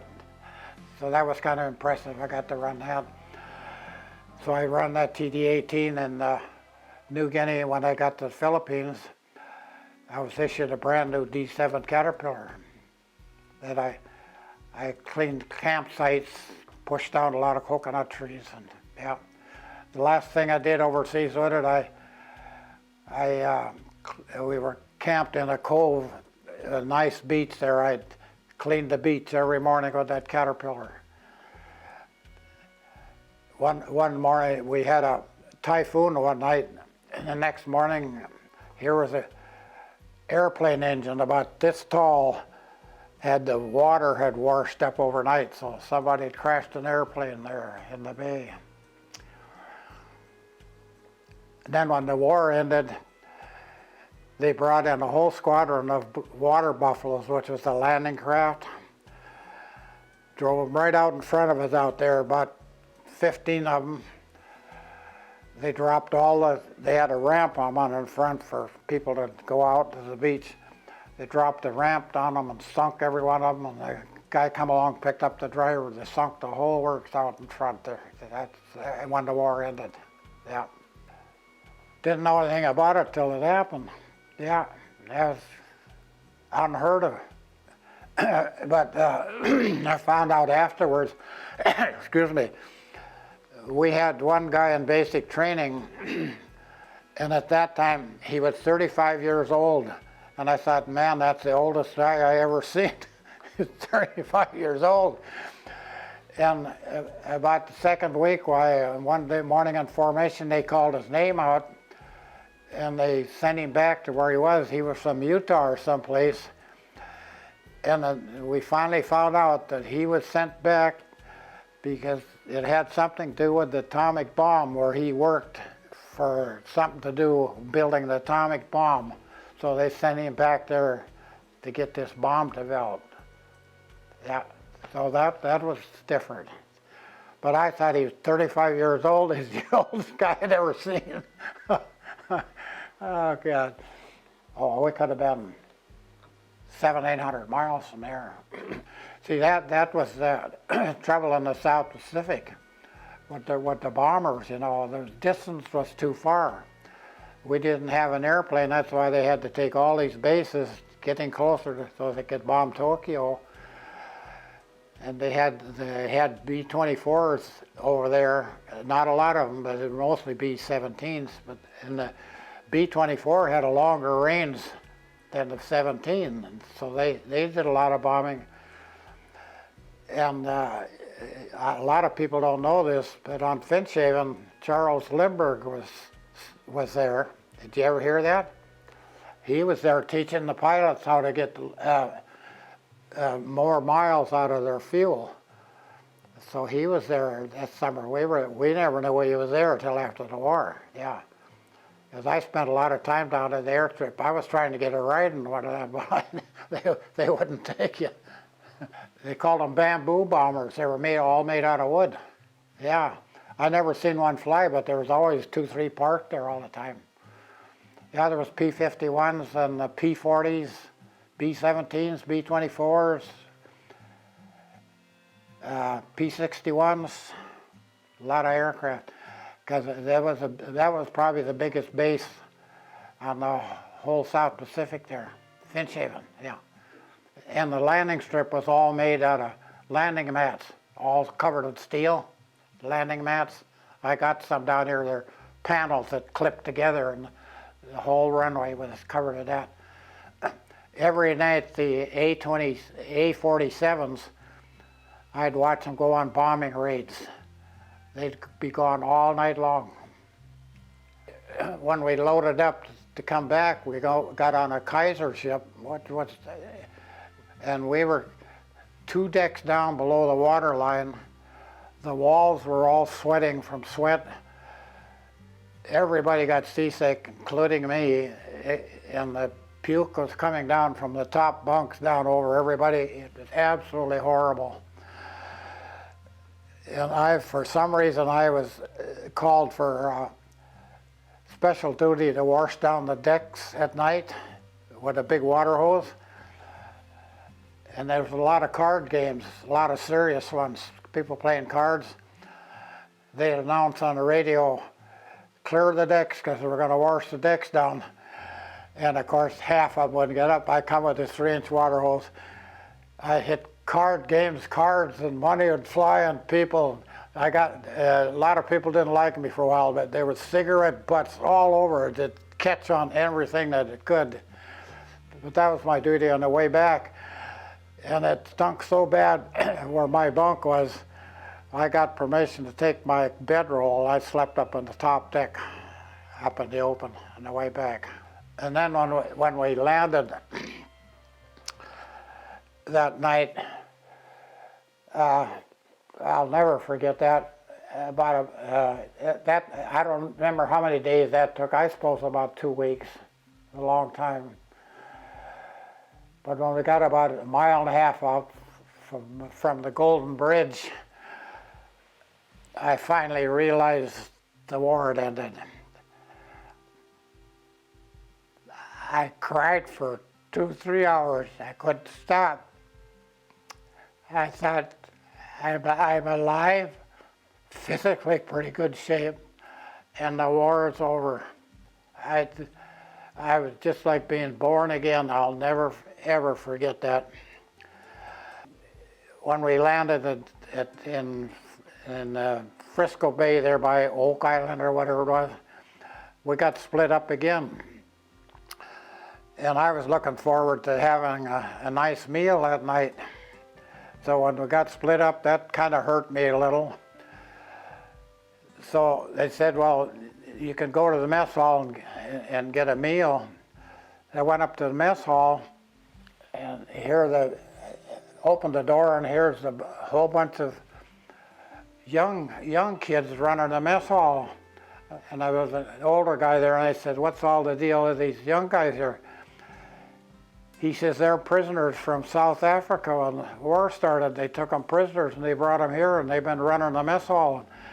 And I looked at them, and they were laughing and having fun and talking to girls and this and that. And I thought, I can't believe this. I just left Manila and found out how our prisoners got treated.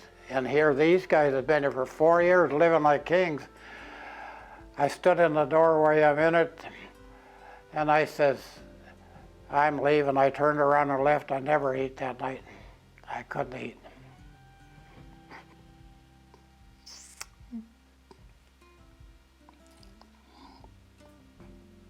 I never forget them things.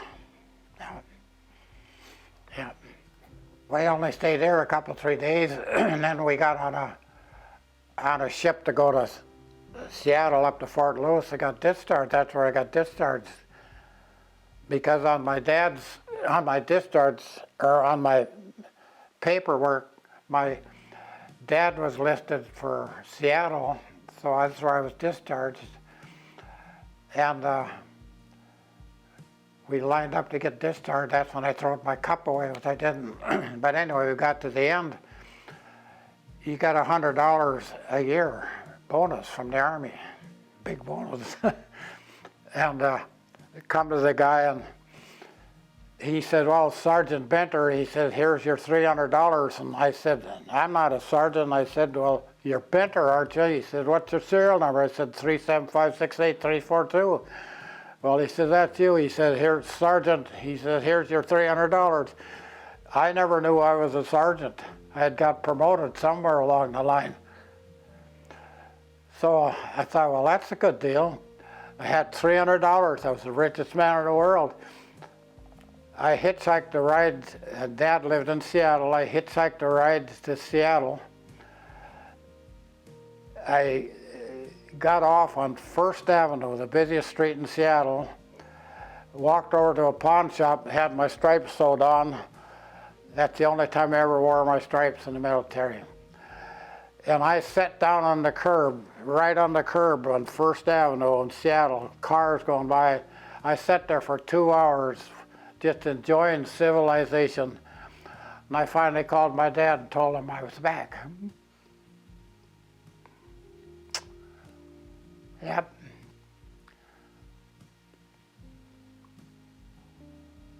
People don't believe some of that. When you're gone 3 years in the middle of nowhere, being in civilization was a whole different deal. Yeah. You appreciated life 100%. Yep. You come back from over 2 years in the South Pacific and you just survive, God's been good to you. You're pretty fortunate. It made me appreciate life in every day. Being able to sit down and not worry about place blowing up or getting shot at or something. It took a while to get used to that. Yeah. I was always the one to try to get acquainted with everything. I did. I did a lot of things that I wouldn't have had to have did. But yeah, the one of them that really bothered me was I knew a kid from Fortuna real well in high school. And when I come back, excuse me, I caught a ride to a dance in Fortuna. And I thought this guy that I was going to see was standing at the bar, and I went up to him and said hello to him, and he turned around and he said, you must be looking for my brother. He said, he never came back from the war. that kind of hurt. And then Wilmer Morgan, the one that went to the Army with, he got discharged 6 months before I did. And I come back and I did the wrong thing then. I felt embarrassed about it. I said, how the hell come you got out 6 months before I did? He didn't say much for a little bit, and he says, well, he said, I was in Italy, he says, and I got shot in the stomach.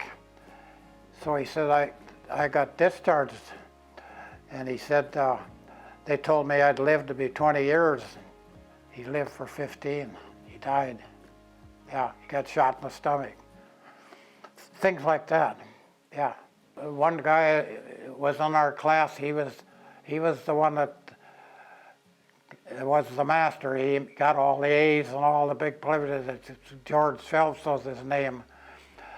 And I never seen him. I often wondered where some of these kids ended up at, you know. About 10 years ago at the thrashing show on the weekend, this guy come up and he said, you're John Bender, aren't you? I said, yeah. And I says, who are you? I'm George Phelps, he said. We were to school together. I said, yeah, I remember you. I said, I often wonder what happened to you. He said, well, I heard about you and your military stuff. He said, I took 2 days off to come up here to see you. That was good. Yeah. Yeah. And he was called by the military, but he never went overseas. He did some office work for something. Yeah, a lot of things.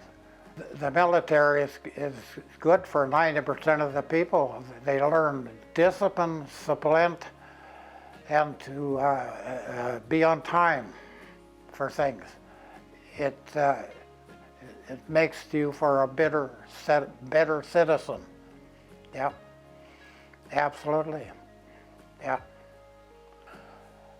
I learned a lot of things, but the three things that stuck in my mind: grown people do cry. You can sleep standing up. Really, I did it. And when you really get really scared, you lose your voice. Yeah.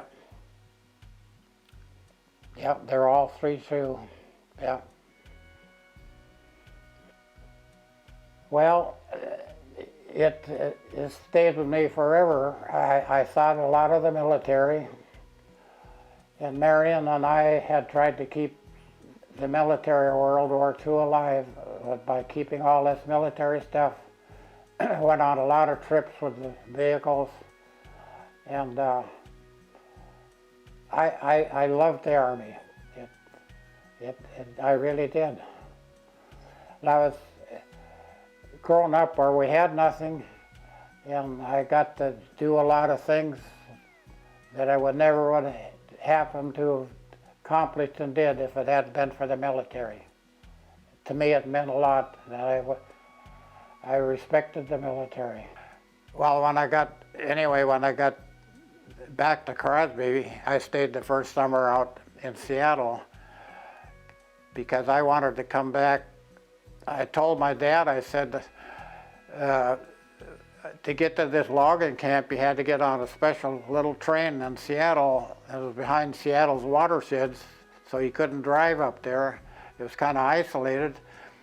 I was the only young guy there, and I enjoyed the work and this and that, but finally I told Dad, I said, I'd been in the jungle for 3 years, and I wanted to be in civilization a little bit. So I told Dad, I said, I think I'd like to quit and go back to Crosby and see how many kids survived the war. And that's what I did. And came back here, and I went to work in the body shop. I knew the people who ran it, so I went to work there. And all the kids were getting married, my age, and I went out with a few of the girls. There were lots of girls around, and everybody asked me, "How come you're not getting married?" All our friends were getting married, and I said, "Well, you know," I said, "I remember very well I was old enough when my folks got divorced that the family problems they had, and I said, I don't want to get married till I'm sure that the girl I married is the one I want, until I met Marion. So when I did, we decided we were going to get married, and I bought a granary that had been burnt up from Gilbert Olin out here on 42 for $100. Borrowed a tractor and a Donahue trailer on the middle of a Sunday night and hauled it in because we knew the cops wouldn't let us haul that down the road. Hauled it in the middle of the night on a Sunday night, parked it in the lot down there right where the water tower is now, and started fixing it up. So we never paid rent, so we fixed it up and we got married, we moved in. I never knew her before. Yeah, she was 4 years younger than me, see. Yeah. She originally was from Newnan. Her dad was killed in an airplane wreck in Newnan. Had an old settler deal, they had an airplane wreck and her dad was in that, and they were killed. So I never was real surprised when I got first back here. Harold Arnold had this airplane, 1939 Piper Taylorcraft, like a J3 would be, 40 horsepower. And he wanted to sell it to me, but he tipped it over right out of here in the field by the hospital. And he said he'd sell it for $90. I said, yeah. I said, that'd be okay. I'd buy it for $90. And he said, I'll learn you how to fly it when you get it fixed. So I had to buy a propeller. I straightened up the wings and the struts, and I went up to Estevan at that time. There was a military base up there, you know, during the war. There was a lot of bombers there. I cut out some windshields and cut them and put them in this. The windshield was broken. Put them in that airplane. They got it fixed. In the meantime, he got my $90 and he disappeared. So I said, God, I looked at that airplane for about a week and I said, how stupid. You own an airplane and don't know how to fly it. So I learned to fly it myself. I started taxiing it around, and everybody in Crosby knew I didn't know how to fly. So one night I was taxiing it around, I was doing pretty good. So I was just taxiing it around on the runway, so I thought, hell, this thing will fly. So I took it up in the air, and it was starting to get dark, and I seen all these car lights coming from town. I thought, sure, they're coming out to see me break my neck. I flew around, it was getting dark, so I had to land, and I landed okay, and I disappointed a lot of people that night. But I had a lot of fun on that airplane.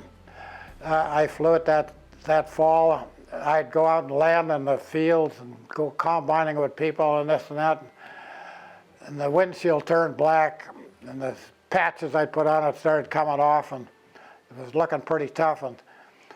And that fall, Jack Daniels used to come up here from Williston Airport and help the guys get their airplanes equipped to put skis on them. So he came up, and I knew him pretty good, and I said, Jack, I said, why don't you come over and look at this airplane and see if it's worth fixing? And he smoked a pipe, and he walked around that, and he shook his head, and he says, God, he says, does anybody fly this thing? And I said, oh, I had it up for a couple hours last night, and he almost swallowed his pipe. He said, God, he said, this thing ain't airworthy. He said, you shouldn't fly it, though. It kind of scared me. You won't believe this. I don't tell a lot of people, but I used to land in front of my house down here in town. No brakes, no flaps, 40 horsepower. Nobody believes me, but that's where I used to land it. So anyway, then it kind of, excuse me, it kind of bothered me. I thought, well, maybe I better quit flying it. And what I did then, and about the same time, we'd been married then for a couple, 3 months. About the same time, the state of North Dakota started giving military people of World War II a bonus. So Ray and I applied for it, and we couldn't get an answer on it, so the courthouse, they suggested we had to go to the VA in Bismarck at that time. That's all there was.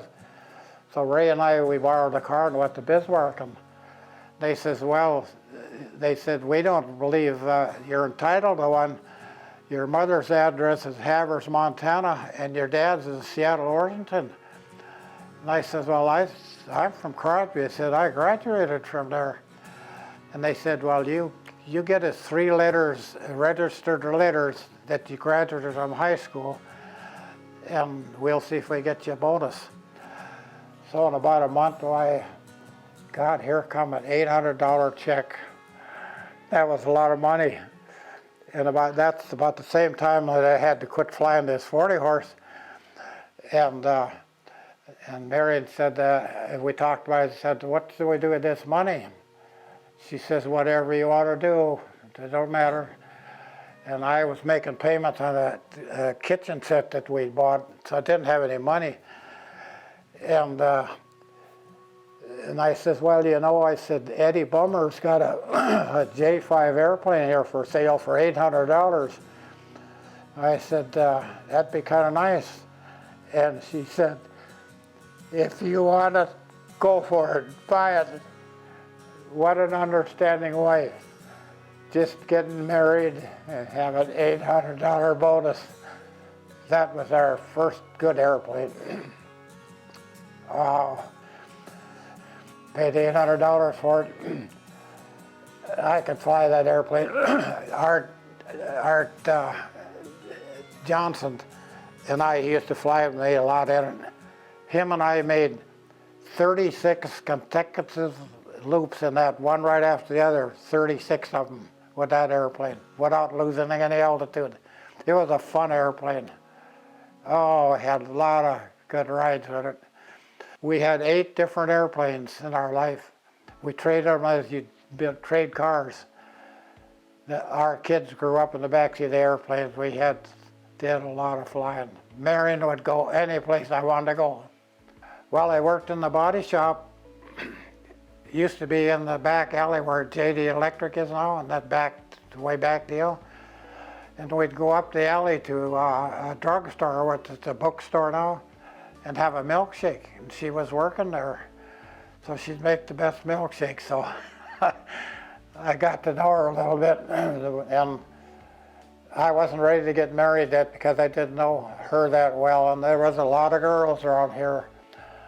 And finally I asked her to go to a movie and stuff, and we just got acquainted. She had nothing and I had nothing. When I got married, I had $35, and Marion at that time was working for Farmer State Bank. She was $38 overdrawn. We got married. We were in love. Money didn't mean nothing. We were in love, really. Yep. She was brought up the same way I was.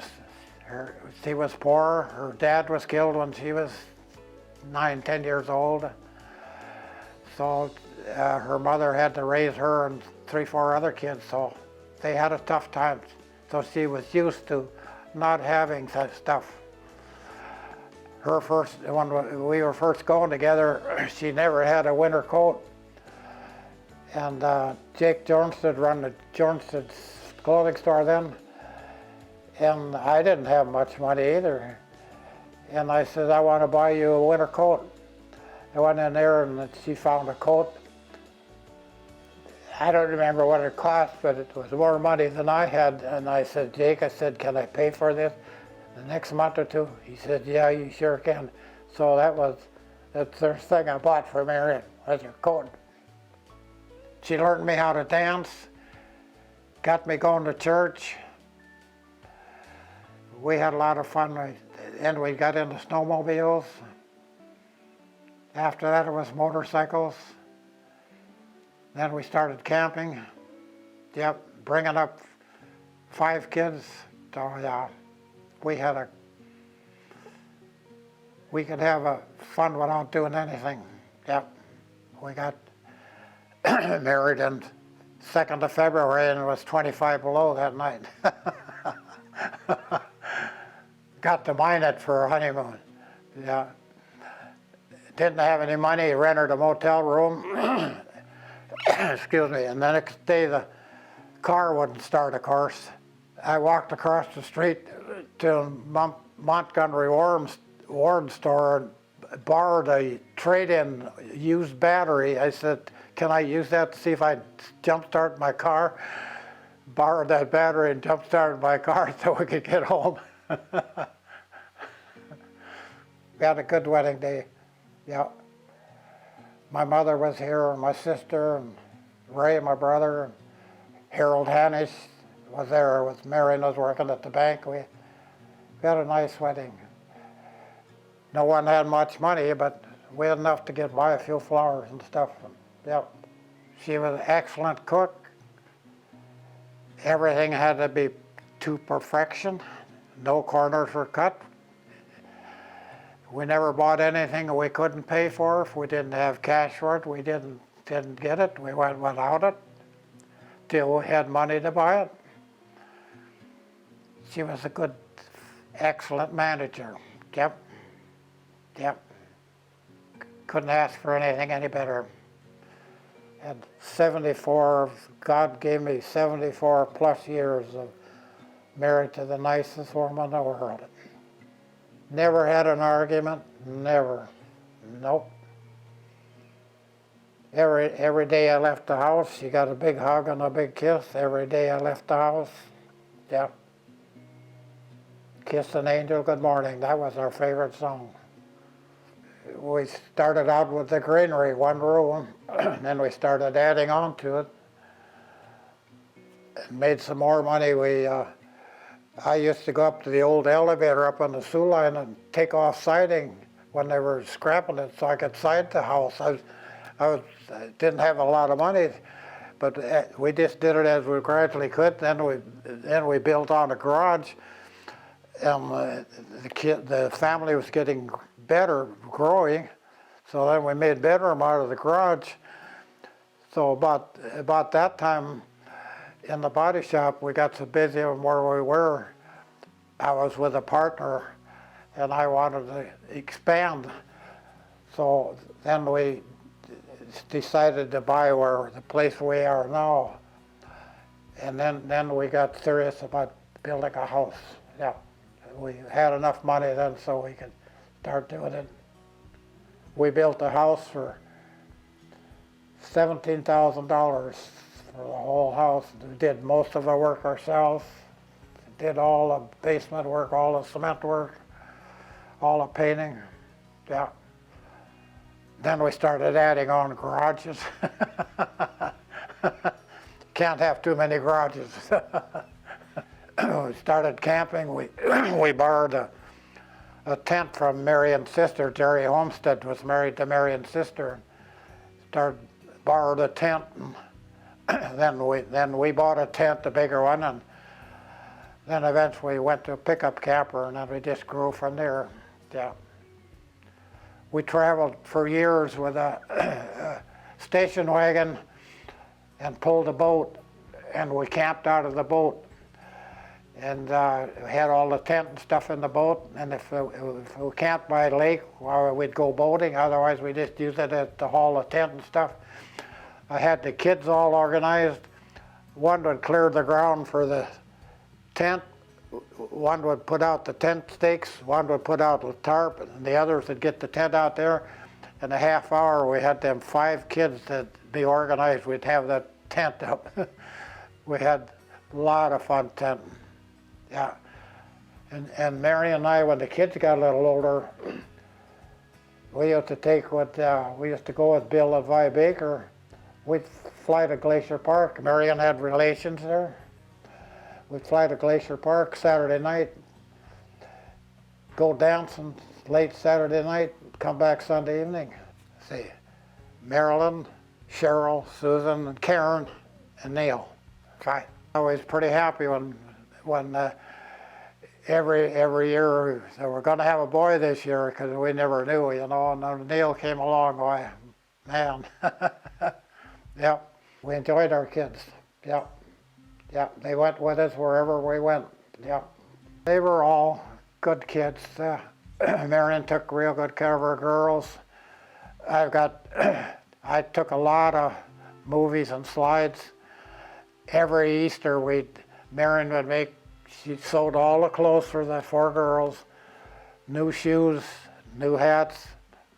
Got pictures every year on the south side of our house. And we went to church real regular, all that. The kids were well cared for. Yeah, they were alert to be pleasant. Yeah, they had all their manners in place. And when they all had bicycles, I had a bicycle rack. Every night, the bicycles had better be all in that rack, or else. They were brought up. They were disciplined to learn them how to be a good citizen, and they were. If you can go camping in a pickup camper with 4 girls and a boy with no running water or nothing, you've made quite an accomplishment. Then the last tent we had, I still got it. It was a big tent. And we put up a sheet between us. The kids are all on that side, Marion on the other. Yeah.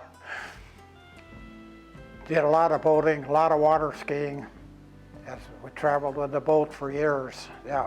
Every weekend in the summertime, we went camping. We started them so we had something to plow snow with. The first vehicle we had here was an Army ambulance. We brought it back from Walla Walla with a 42 Army ambulance. We took the body off her and put a pickup cab. I found an old pickup cab, put on it. That was our first wrecker. We made a boom for the front of it, and that was probably the first 4-wheel drive vehicle in Divide County after the war. Made a wrecker out of it, drove that for 18 years. We had a 20-foot boom on the front I made, and one summer I went around when we were building grain bins and lifted all the tops on the grain bins when they made them. I went all over the county and did that. Did a lot of extra work. Then when we realized that we needed a bigger snowplow, we bought a 6x6 from Anderson Lumber,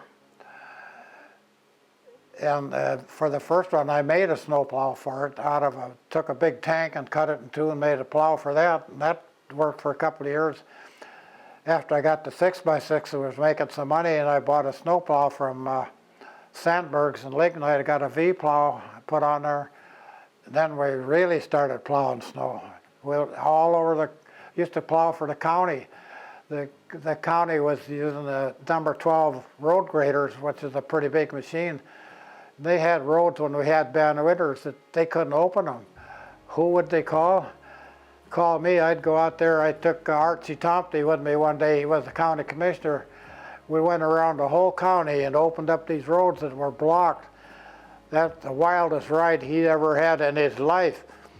And we'd open up just with the V-plow. We'd open up to driveways of people that had been snowbound for 2 weeks. The old 42 was blocked. Went up to Adams, clear up there, and plowed all them roads. And I enjoyed that. And then we plowed for the city, plowed Ambrose for years. And then I bought the first one-way plow, even before the state had them, and put on a 6x6.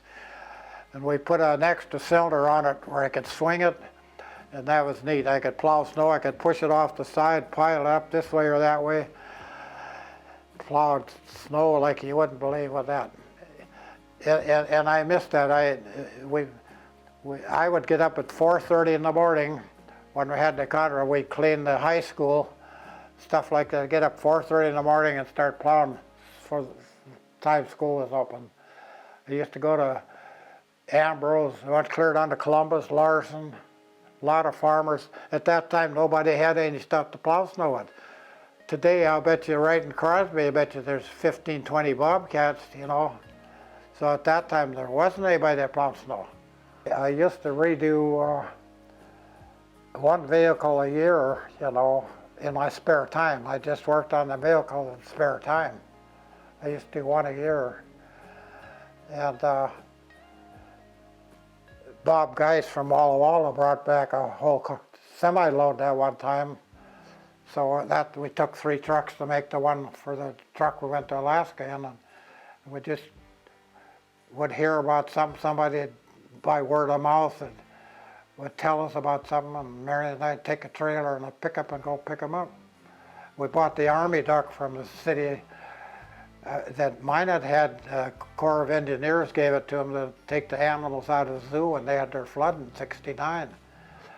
And a surplus guy had it down there in the junkyard, and we flew down and looked at it, and boy, I bought that in the wink of an eye because it only had less than 300 miles on it. But they couldn't get it to run, and the ring gear on the flywheel had split, was all that was wrong with it. We had it fixed up in a couple hours. And Neil had an interest in that, and he wanted to sell it. I wanted to keep it because that's what we landed in, you know. But that was fine. When we fixed up our first Weasel, that's a tracked vehicle, and the first Weasels were issued to the first special services that was made in Helena, Montana, and they were trained at Fort Harrison, right out of Helena, Montana, where the capital is. They were given it was called the Devil's Brigade. It was 60% Americans, 40% Canadians that made this, called the Devil's Brigade. And Marion's uncle was in it. He used to come here every year. He lived in Minnesota, and he'd come by and stand by that Weasel and shed a few tears till he died. And their shoulder patch was an arrowhead, and he brought me shoulder patches, and I put them on the Weasel. And he'd tell me a lot of stories about them. The Americans get fun of the Canadians because they were trying to date the American girls, and the Canadians were mad because they got less pay than the Americans, so they were having a lot of squabbles. But they finally got to basic training, and they called the Devil's Brigade.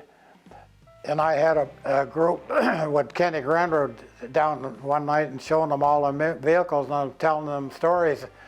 And they said that was called the Devil's Brigade. I said, they made a movie out of it. The guy standing there, he says, well, he says, I made that movie.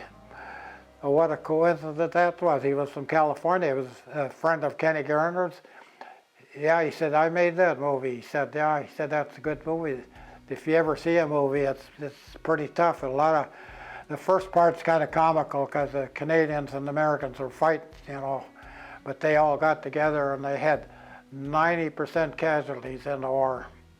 So when people like that come around, it made you feel good. There's usually about 14, 15 that we bring up there all the time. They all run, you know. Now after Marion got sick, I only took up 5 or 6 the last 2 years. It's so much work to get them all going. And I'm running out of help. All my friends are dying. They've all got a name, and I can tell you all where they come from. There's a carryall, a Weasel, a half-track, 6x6. That's the boom truck. We run the flag up there, you know. And then that was the Jeep. This is a Canadian truck. That's a half-track that they got from Billings, Montana. That came from Montana. It's a half-ton weapons carrier, and that's the only one that was issued to the Marines. It's an international, and the international was only issued to the Marines and the Navy.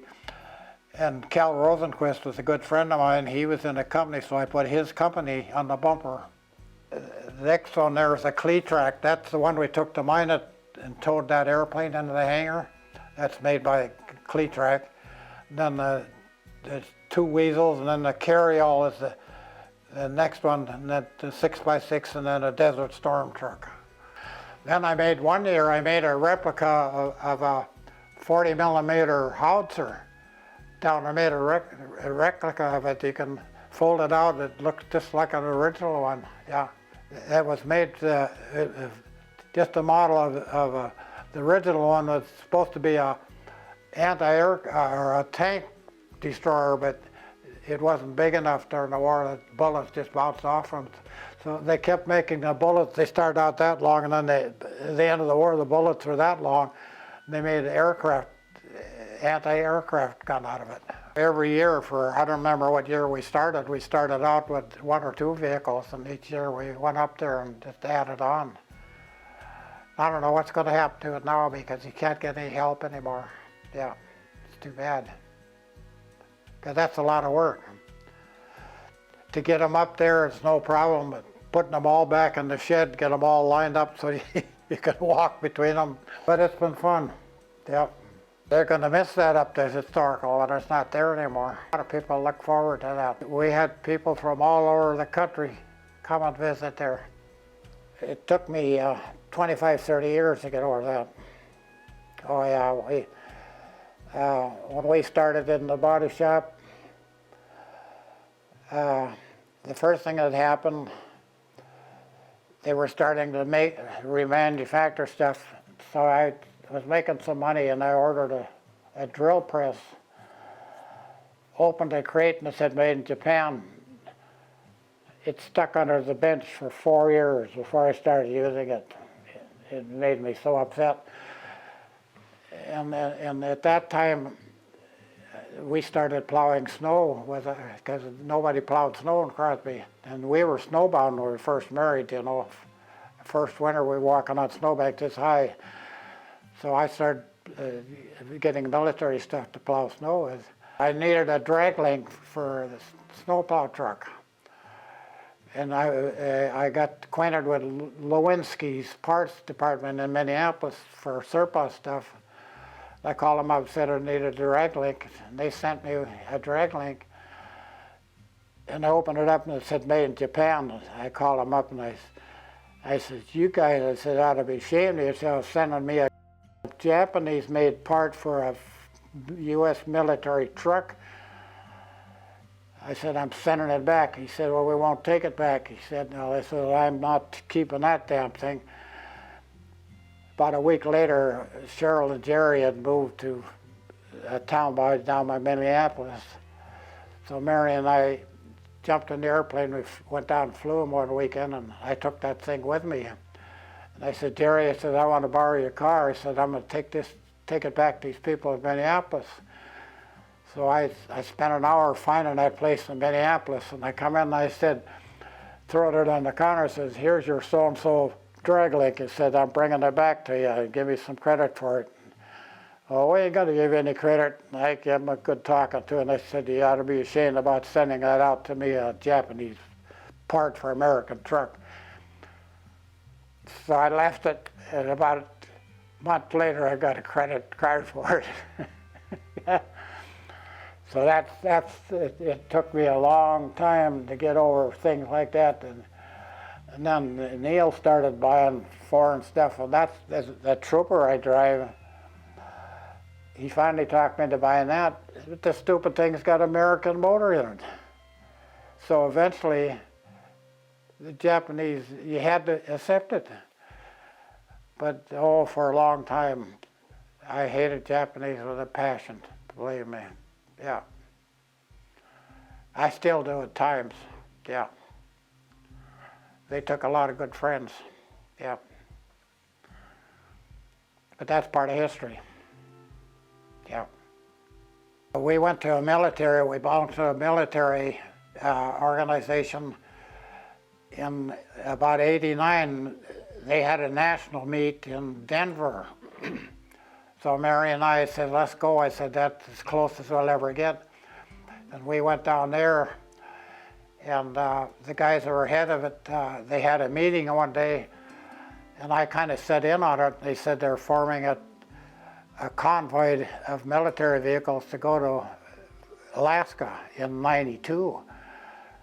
So I said, well, I'll sign up for that. And they said, well, what do you got to drive? I said, I got a Studebaker truck I'm going to fix. I said, and a Studebaker truck was a predominant truck on the highway. So Rig Hostage was his name. He was from Edmonton, Alberta, a nice guy. He was a professional in the college up there, got to know him real well. He said, well, that's great. So we fixed this truck up and put a trailer behind it and headed for Alaska in June of '92. Got on a military convoy. As I remember, I think it was 48 vehicles, people from all over the United States. And we were the United States never publicized it much. We were the only ones with a Studebaker 6x6. So we were celebrities. We led the convoy. They had made packets of 4 vehicles in rows so they wouldn't disrupt the traffic. And we were an A packet. We led the convoy because we had the truck that hauled the first freight from Whitehorse to Fairbanks in '92. And we got A on the windshield on that. I still got that A up there. So Mary and I, we led the convoy. A lot of times there was a scout car ahead of it, and there was a guy from Chicago with a motorcycle sometimes ahead of us. And that was the best trip we ever had taken with military ever trip any place. About halfway through it, why, Marion said one day, she said, you know, they asked me if I wanted to ride in the scout car. They had a scout car once in a while, a 4-door car. They wanted to know if she'd really like to ride in it, 'cause instead of riding in the truck. And I said, well, I said, if you want to, you can, Mary. And I said, but wouldn't it be nice if you went back the whole trip and tell your grandkids that you rode every mile in this truck? That was the end of that. And it was a good trip. They blowed taps every morning, and reveille in the morning and taps at night. And being we were the lead truck, they had an elderly guy, he was even older than me, blow the bugle every morning. And I could hear him in the gravel walk, and I said, Marion, I said, wake up. I said, they're going to blow reveille. So we wake up, and at night he'd blow taps. It's very impressive. And every group of people has a comedian in it. So it wasn't long in that convoy why this guy started coming over here from New York State. And he was traveling with his grandson. They said, I'm taking my grandson up here. He said he's gotten interested in dope. He said, and I want to straighten him out. And the grandkid was a nice-looking kid that he wouldn't talk to anybody. And about halfway through the trip, I talked to him all the time, but he'd never answer. Halfway through the trip, he come over one day and he says, can I ride with you guys?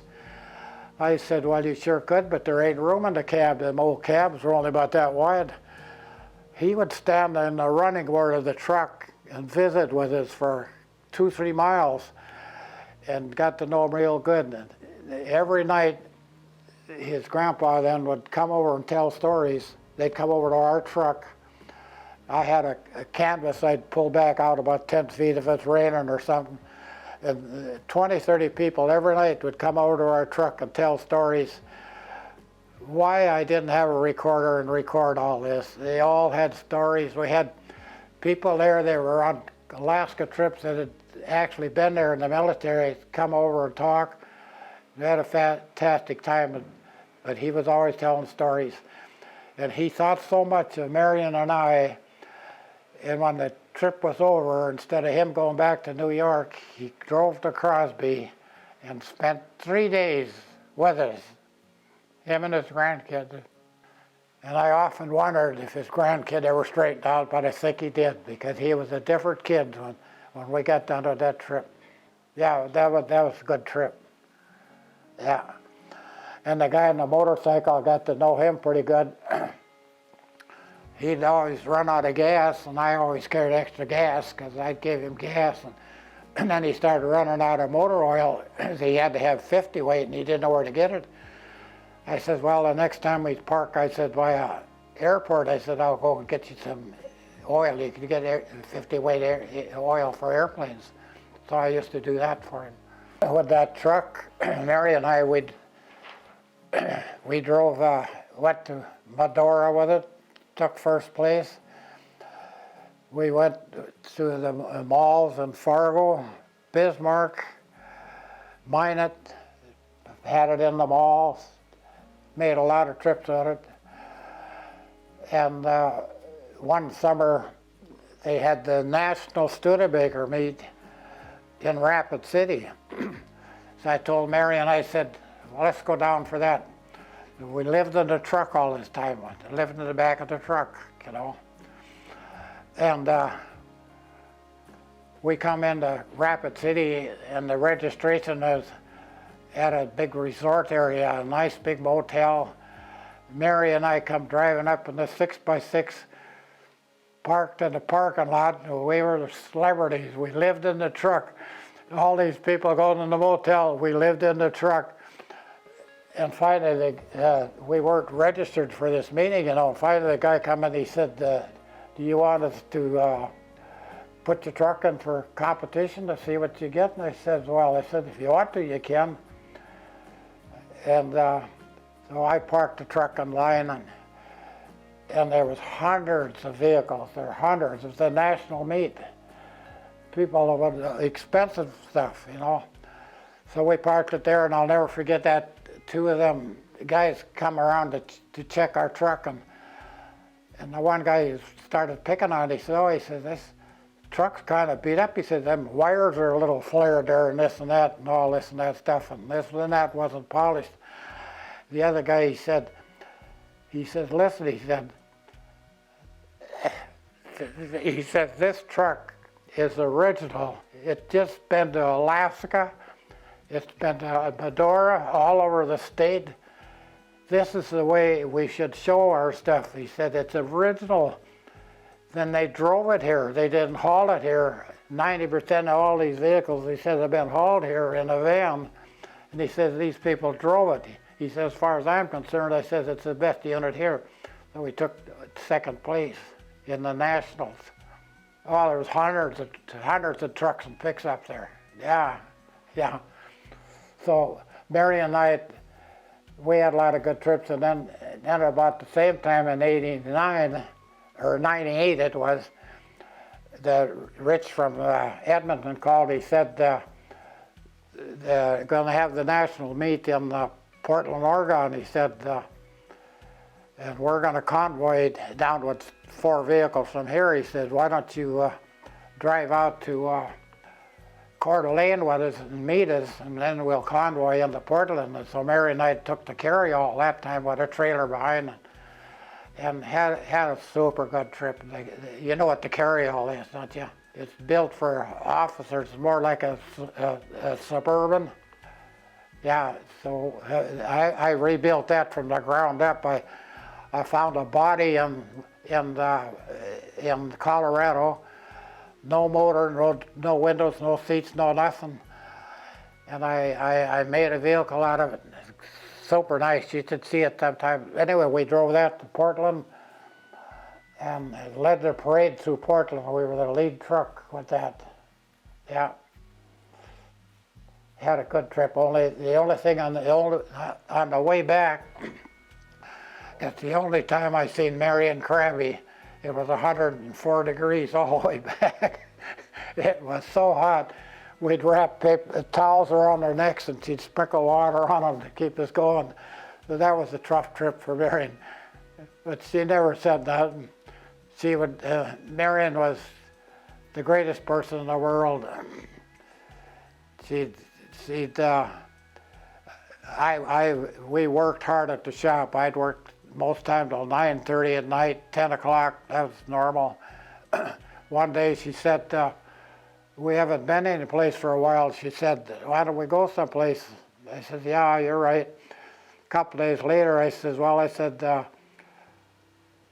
put some clothes together. I says, we're going to go on a trip. And she said, where are we going? I says, we're gonna go to Walla Walla, Washington, and they haul back a truck with a wrecker.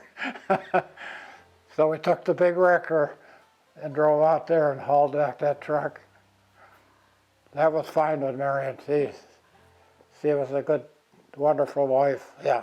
My dad came back here that year. He almost came back here and stayed here. And I took him flying. I took a picture of the first oil well that came in over there. I got a big picture of that at home.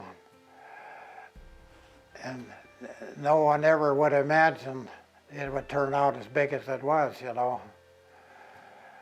But when they started seismographing that last year or two, they did so much seismographing, then we thought there's something here. We did a lot of work for them people because they'd go stuck with their big outfits and stuff, and we'd go out and pull some of that machinery out. It'd get stuck in the ditch. And one of the last times I plowed Ambrose, they seismographed the city of Ambrose, you know, and they were supposed to take their cables out when they got done. So they didn't. So from there called me up. He said, you got to come and plow the streets. And I went up there and I was looking behind me, and the snow was moving 100 feet behind me. I was pulling up cables. I couldn't believe it, so I stopped and I went and told him, I said, God, I said, there's cables all over. I said, what am I going to do with them? He says, plow them up. He said, they were supposed to got them out of here, he said, a month ago. They never did pick them up. I plowed that day, I plowed up more cables than I did snow in the whole town. God, they get tangled up with the snow plow and back a block behind me dragging cables. Oh God, that was crazy. They'd come out, they had a lot of big tractors out trying to pull this stuff out, and they couldn't pull them out. And Neil and I would go out with the big wrecker. We'd tie a big tractor in front of the wrecker and pull them out, and they'd stand there and look. They'd look up underneath the truck and was wondering, how can that thing pull that out? It was so comical. Yeah, God, we pulled out had a lot of wrecker calls in there here. Glenn Cross called me one day. He said, why don't you, he was flying for Alaska Airlines. He based at that time out of Seattle. He's from Fairbanks. He said, why don't you fly out? He said, what, the Comanche, that's our airplane we have now. He said, I'll give you a ride up to Alaska in a brand new 737. Says, yeah, I'll do that. So I charged out of here and flew to Renton, picked Glenn up, flew to an old gravel pit that was abandoned over the name of the town up by Fort Snelling. I'll think of it in a minute, and picked up a flight engineer. It shouldn't have landed there because it wasn't big enough, but I landed there, picked up a flight engineer, flew from the smallest runway I'd ever been on up to SeaTac, which is the longest runway I've ever been on. Parked underneath the big Hercules, never even went in the terminal. I walked over to the 737 and got in it, flew to Alaska, sat between the pilot and co-pilot that day. Stopped, flew to Kenai, Alaska, seen Mount McKinley that day. It was clear, you could see it 100 miles away. Stayed up there about a half an hour. It took 3 hours and 35 minutes to go up there. Flew back to Seattle in 3 hours and 30 minutes. We gained 5 minutes because the wind's always blowing from the northwest. And landed at SeaTac there, and I got in the airplane. I said, Glenn, I said, I'm going to fly to Walla Walla and see the Army buddy. So I charged out there, filed a flight plan for Walla Walla. I got about halfway down, and I called flight service, and I said, I gave him my phone number. I said, would you mind calling this guy? His name is Bob Geist. And he called back in a few minutes. He said, I can't get an answer. And I said, why don't you call his mother? I said, she's in the phone book. And he called back in a few minutes. He said, I can't get an answer there either. And I thanked him, and I says, well, I got to get ready to land. I was getting ready to land. And when I landed, I'd never seen this before. That was when they were trying to promote aviation. I started taxiing up where the gas pumps were, and a girl with the smallest bikini hat on I ever seen in my life rolled out 100 feet of red carpet, wanted me to stop and buy gas. And it startled me. I said, oh my God, I said, I don't know what to do.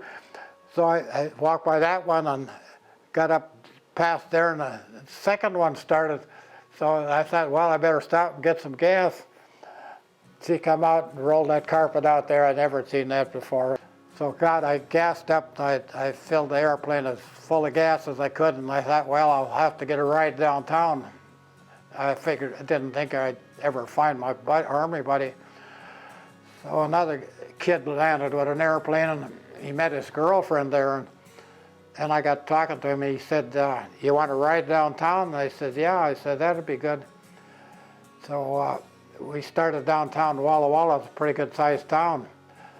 And he said, where do you want off? And I said, we were driving by motel after motel, and I said, well, I said, let's go a little further downtown. And finally I seen one up there, and I said, that looks like a good place. They said, looks like there's a bar and I can get a hamburger there. He let me off, and I walked in the bar, and there was only 2 people in the bar, and I walked by them, and they were just a little ways over, and I went way in the back and went to the bathroom and ordered a hamburger. And this guy at the bar started looking at me, and I looking at him. In about 2 minutes, I walked up there, and I said, you're Bob Geist, aren't you? My Army buddy. He was there with a girlfriend. He was having family troubles. And of all the places that they could have left me off that night, and they let me off at one where he was with his girlfriend. God, he took his girlfriend home, and we went and talked till about 12:30 that night. And I said, well, the next morning I said, I'm going to leave for home. And he said, I'll pick you up about 5:30. 5:30, he come to the motel and picked me up, and Christ didn't have hardly any sleep. And it was a slight rain outside. And I filed a flight plan for Spokane. And about halfway down, I could see the clouds up ahead over the Rockies had settled down. So I called flight service, and I said, I said, this is 619 for Pop. I said, I'm on a flight plan from Seattle from Spokane. I said, I'd like to extend my flight plan to Crosby, North Dakota. There was a long silence, and he says, to where? I said, to Crosby, North Dakota. And a little bit, okay, he said. And I said that the weather looked like it's leveled off. And he said, I think I can go. I says, give me 15,000 feet in 4 more hours. He says, okay. He says, have a good flight. And so I got on top of the clouds at 15,000. The next time I seen ground was out here by Medicine Lake. Never seen the ground till I landed out here. We've had a lot of interesting flights, but one of the most unusual ones was in the late 50s and early 60s. We had just traded airplanes for the first 4-place airplane we had. So I thought, well, it'd be nice to go on a trip with it. So Bill Baker said he'd go, and Glenn Lee was here then, Marion's brother. And Glenn was in the Air Force at that time at White Sands, New Mexico, a very secretive program of missiles. So we decided that we'd fly to Glacier Park because, like I said before, Marion had relations there, and that'd be a good weekend to try out the airplane. So we got in the airplane, and we never had a air map for going over the mountains, but we'd been there by car a lot of times, so I didn't worry about that. So we got in the Stinson, which was a 4-place airplane, and I said, well, when we get out to Cutbank, I said, let's stop at the airport and see if we can get an air map.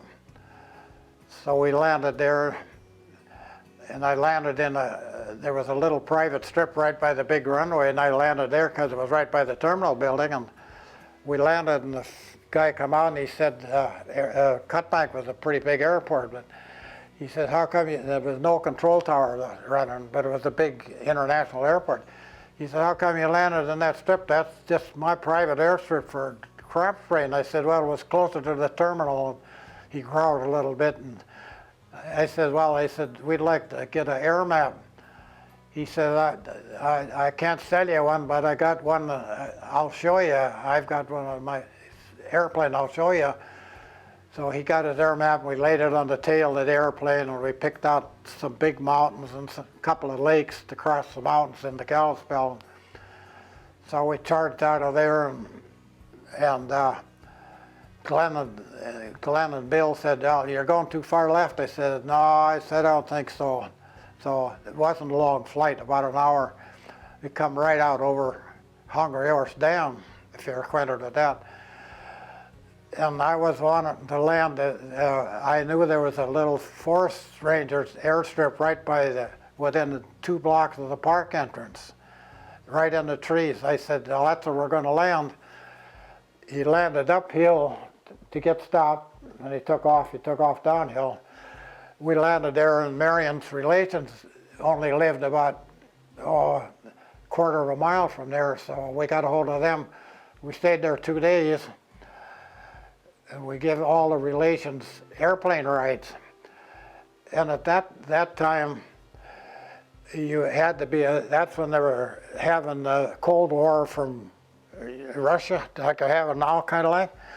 And you had to have a flight plan when you went, and you had to be within 5 minutes, or you had to call them and tell them. So what we did on the way out, we got by fine. I canceled it at Kalispell when I was in the area. We stayed the 2 days, and I gave all the relatives rides. So I made a lot of trips up and down the canyons in Glacier Park. And we got ready to leave a couple days later, and I said, well, we got to fly to Kalispell, which was only 15 minutes up the road, and get gas. So we landed there, and I was checking things on the airplane, and Bill says, I'll go pay for the gas. I said, okay, that's fine. So we charged out of there. We're at 9,000 feet. It was a nice morning, beautiful, still and nice. And got over the mountains, and everybody was sleeping but me, and I was sitting there about half awake and enjoying the ride. And we got right north of Cutbank, and the air was real calm, and the airsplane started to go up, and I said, what's creating that? Because it was dead calm. And I looked around, and here there was 3 jets circling our airplane like this, Sabre jets. And I said, what in the world is going on? And about that time, the other guys woke up, and I said, I don't believe this. I said, look at these airplanes. That went on for a few minutes. It made 3-4 circles around our airplane, and each time, of course, it would lift us up. So we sat there, nobody said a word. We had to land at Havre to get gas. And he landed there, and I knew the guy, a kid there pumped gas. He come out, and he said, I got a phone number. He said, you got to call the base commander at Maelstrom Air Force Base in Great Falls. And I said, oh, really? I thought, now we didn't do anything. I thought, what's going to happen now? So I called the number, and talked to the base commander. He was real nice, and he said where we had been and all this and that. And I said, yeah. And I said, we were right within a few minutes of our flight plan. He says, yeah. He said, you're doing fine. Talked a little bit, and he said, okay. He said, we'll have a good flight. And we landed, and nobody talked a word on the way home from there. They said, what in the world is that about? About a month later, a guy dressed up came in the body shop down here, and I thought, well, that guy ain't from Crosby. He's all dressed up. He come in and he said, I'm from the FBI. He said, where were you at such and such a date? And I told him, and I thought, God, what's that all about? He said, thanks, disappeared. For the next year and a half, once a month, he came in the shop, And he did the same thing with Bill Baker, was living there. Glenn Lee was in New Mexico in the Air Force and checked on him for a year and a half every month. He'd come in, they said, where were you such and such a day? A year and a half went by and finally he come, I got to kind of know the guy, but he would never talk. I said, what the hell is the idea of this here? Well, he said, I can tell you now, he said, we're just closing the case on you. He said, we finally figured out that you guys were legal and doing everything. And he said, we thought you were flying Canadians from Canada. They had a revolution in Hungary at that time overseas. And we thought you were flying Hungarians in the U.S. through Glacier Park by air. And I said, oh really? I said, no, we were just sightseeing. And he says, well, he said, your flight was called in several times. I said, yeah. I said, we made a lot of trips to there. We thought we had a good case, he said, is when you bought your gas at Kalispell, he said you paid for it with the Canadian money. And I said, I never knew that.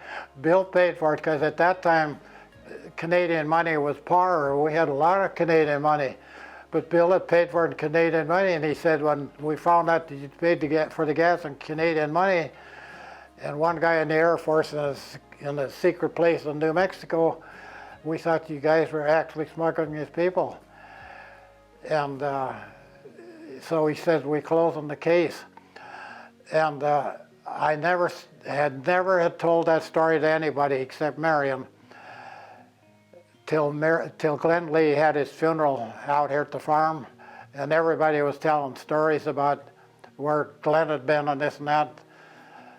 And I used to fly a lot with Glenn around. I said, well, I got the mother of all stories. I said, I'll tell you this one. And I told my story, and of course, Vicki knew about it and stuff, because she's married to Glenn. My kids come over and they said, Dad, how come you never told us that story? I said, I didn't dare to. I said, I didn't know what it was all about. So that was, I wrote a story about that, a trip to be remembered. And I showed it to people, and everybody thinks I made it up. That was an unusual trip. I got a lot of good stories like that, but because when we grew up, you wouldn't think of doing the things they do today. You could go hitchhike any place. You could go, a lot of times when we drive out west at night, we never drove, we drive, when we'd leave here, we'd drive all night long. We never rented motel rooms. We'd sleep along the road with a car. You could pull off and approach. Nobody would bother you. If they stopped, they'd just ask if you needed help. And today, no way in the world you could do any of that stuff. It's a whole different deal. I could fly out west and I'd stop at the airports. People would say, you want to borrow a car or go uptown? Stuff like that. Well, the big thing is how different we got along by having nothing and enjoyed it. If we had to sleep on the floor, we just slept on the floor. Didn't question anything. We just took it for granted that that's the way it's supposed to be. And we were never spoiled by having too much of anything. We lived good, we survived, ate halfway normal, but just glad to be alive, I guess. I don't know how you do that today. It's all different. The families aren't involved like they used to be. There's too many telephones, cell phones in there. They can buy it. They don't have to make food. They can go buy it anywhere they want to. It's kind of a whole different generation. Some of it's good, some of it's not so good. Yeah. But a lot of the personal effects are disappearing for family life. Yeah, families, there's some of everything, but it's what you want to make of it, you know. Probably the biggest is treat people the way you would like to be treated. That takes in a lot of area.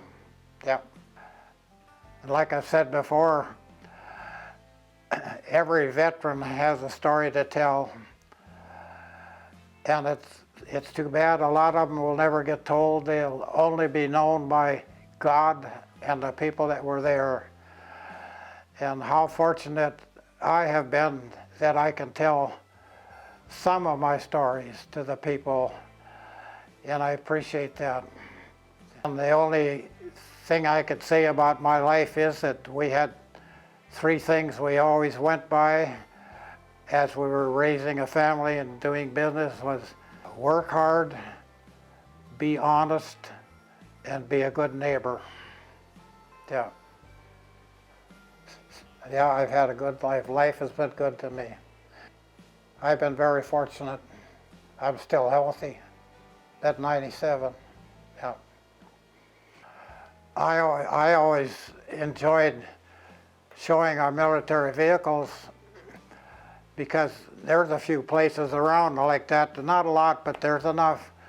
But there's very few places you can go where you can be interviewed with an actual World War II vehicle that can explain that stuff because they've been there.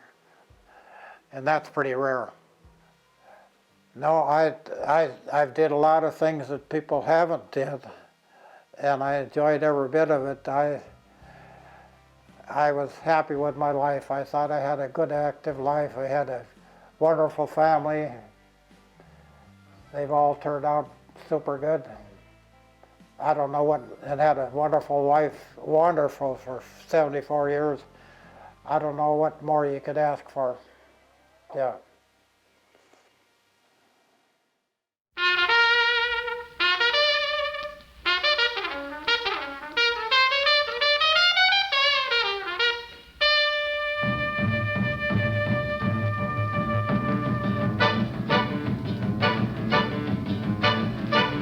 He was a famous trumpet man from out Chicago way. He had a boogie style that no one else could play. He was a top man at his craft. But then his number came up and he was gone with the draft. He's in the army now, a blowin' reveille. He's the boogie-woogie bugle boy of Company B. They made him blow a bugle for his Uncle Sam. It really brought him down because he couldn't jam. The captain seemed to understand, because the next day the cap went out and drafted a band. And now the company jumps when he plays reveille. He's the boogie-woogie bugle boy of Company B. A toot, a toot, a tooty-lat, a tooty blows it eight to the bar. In boogie rhythm, he can't blow a note unless the bass and guitar is playing with him. He makes a company jump when he plays reveille. He's the boogie-woogie bugle boy of Company B. He was a boogie-woogie bugle boy of Company B. And when he plays boogie-woogie bugle, he was busy as a bzzz bee. And when he plays, he makes the company jump eight to the bar. He's a boogie-woogie bugle boy of Company B. Do-do-do-do-da-da, do-da-da, do-do, he blows it eight to the bar.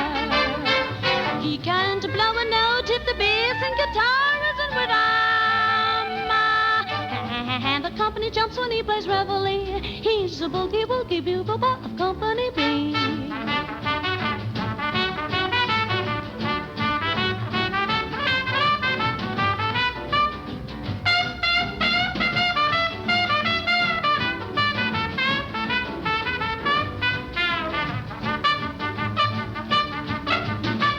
Boys to sleep with boogie every night and wakes them up the same way in the early bright. They clap their hands and stamp their feet because they know how he plays. When someone gives him a beat, he really breaks it up when he plays reveille.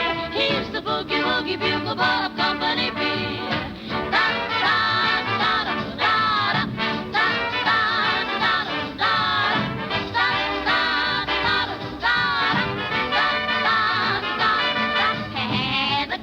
When he plays reveille, he's the boogie-woogie bugle boy of Company B.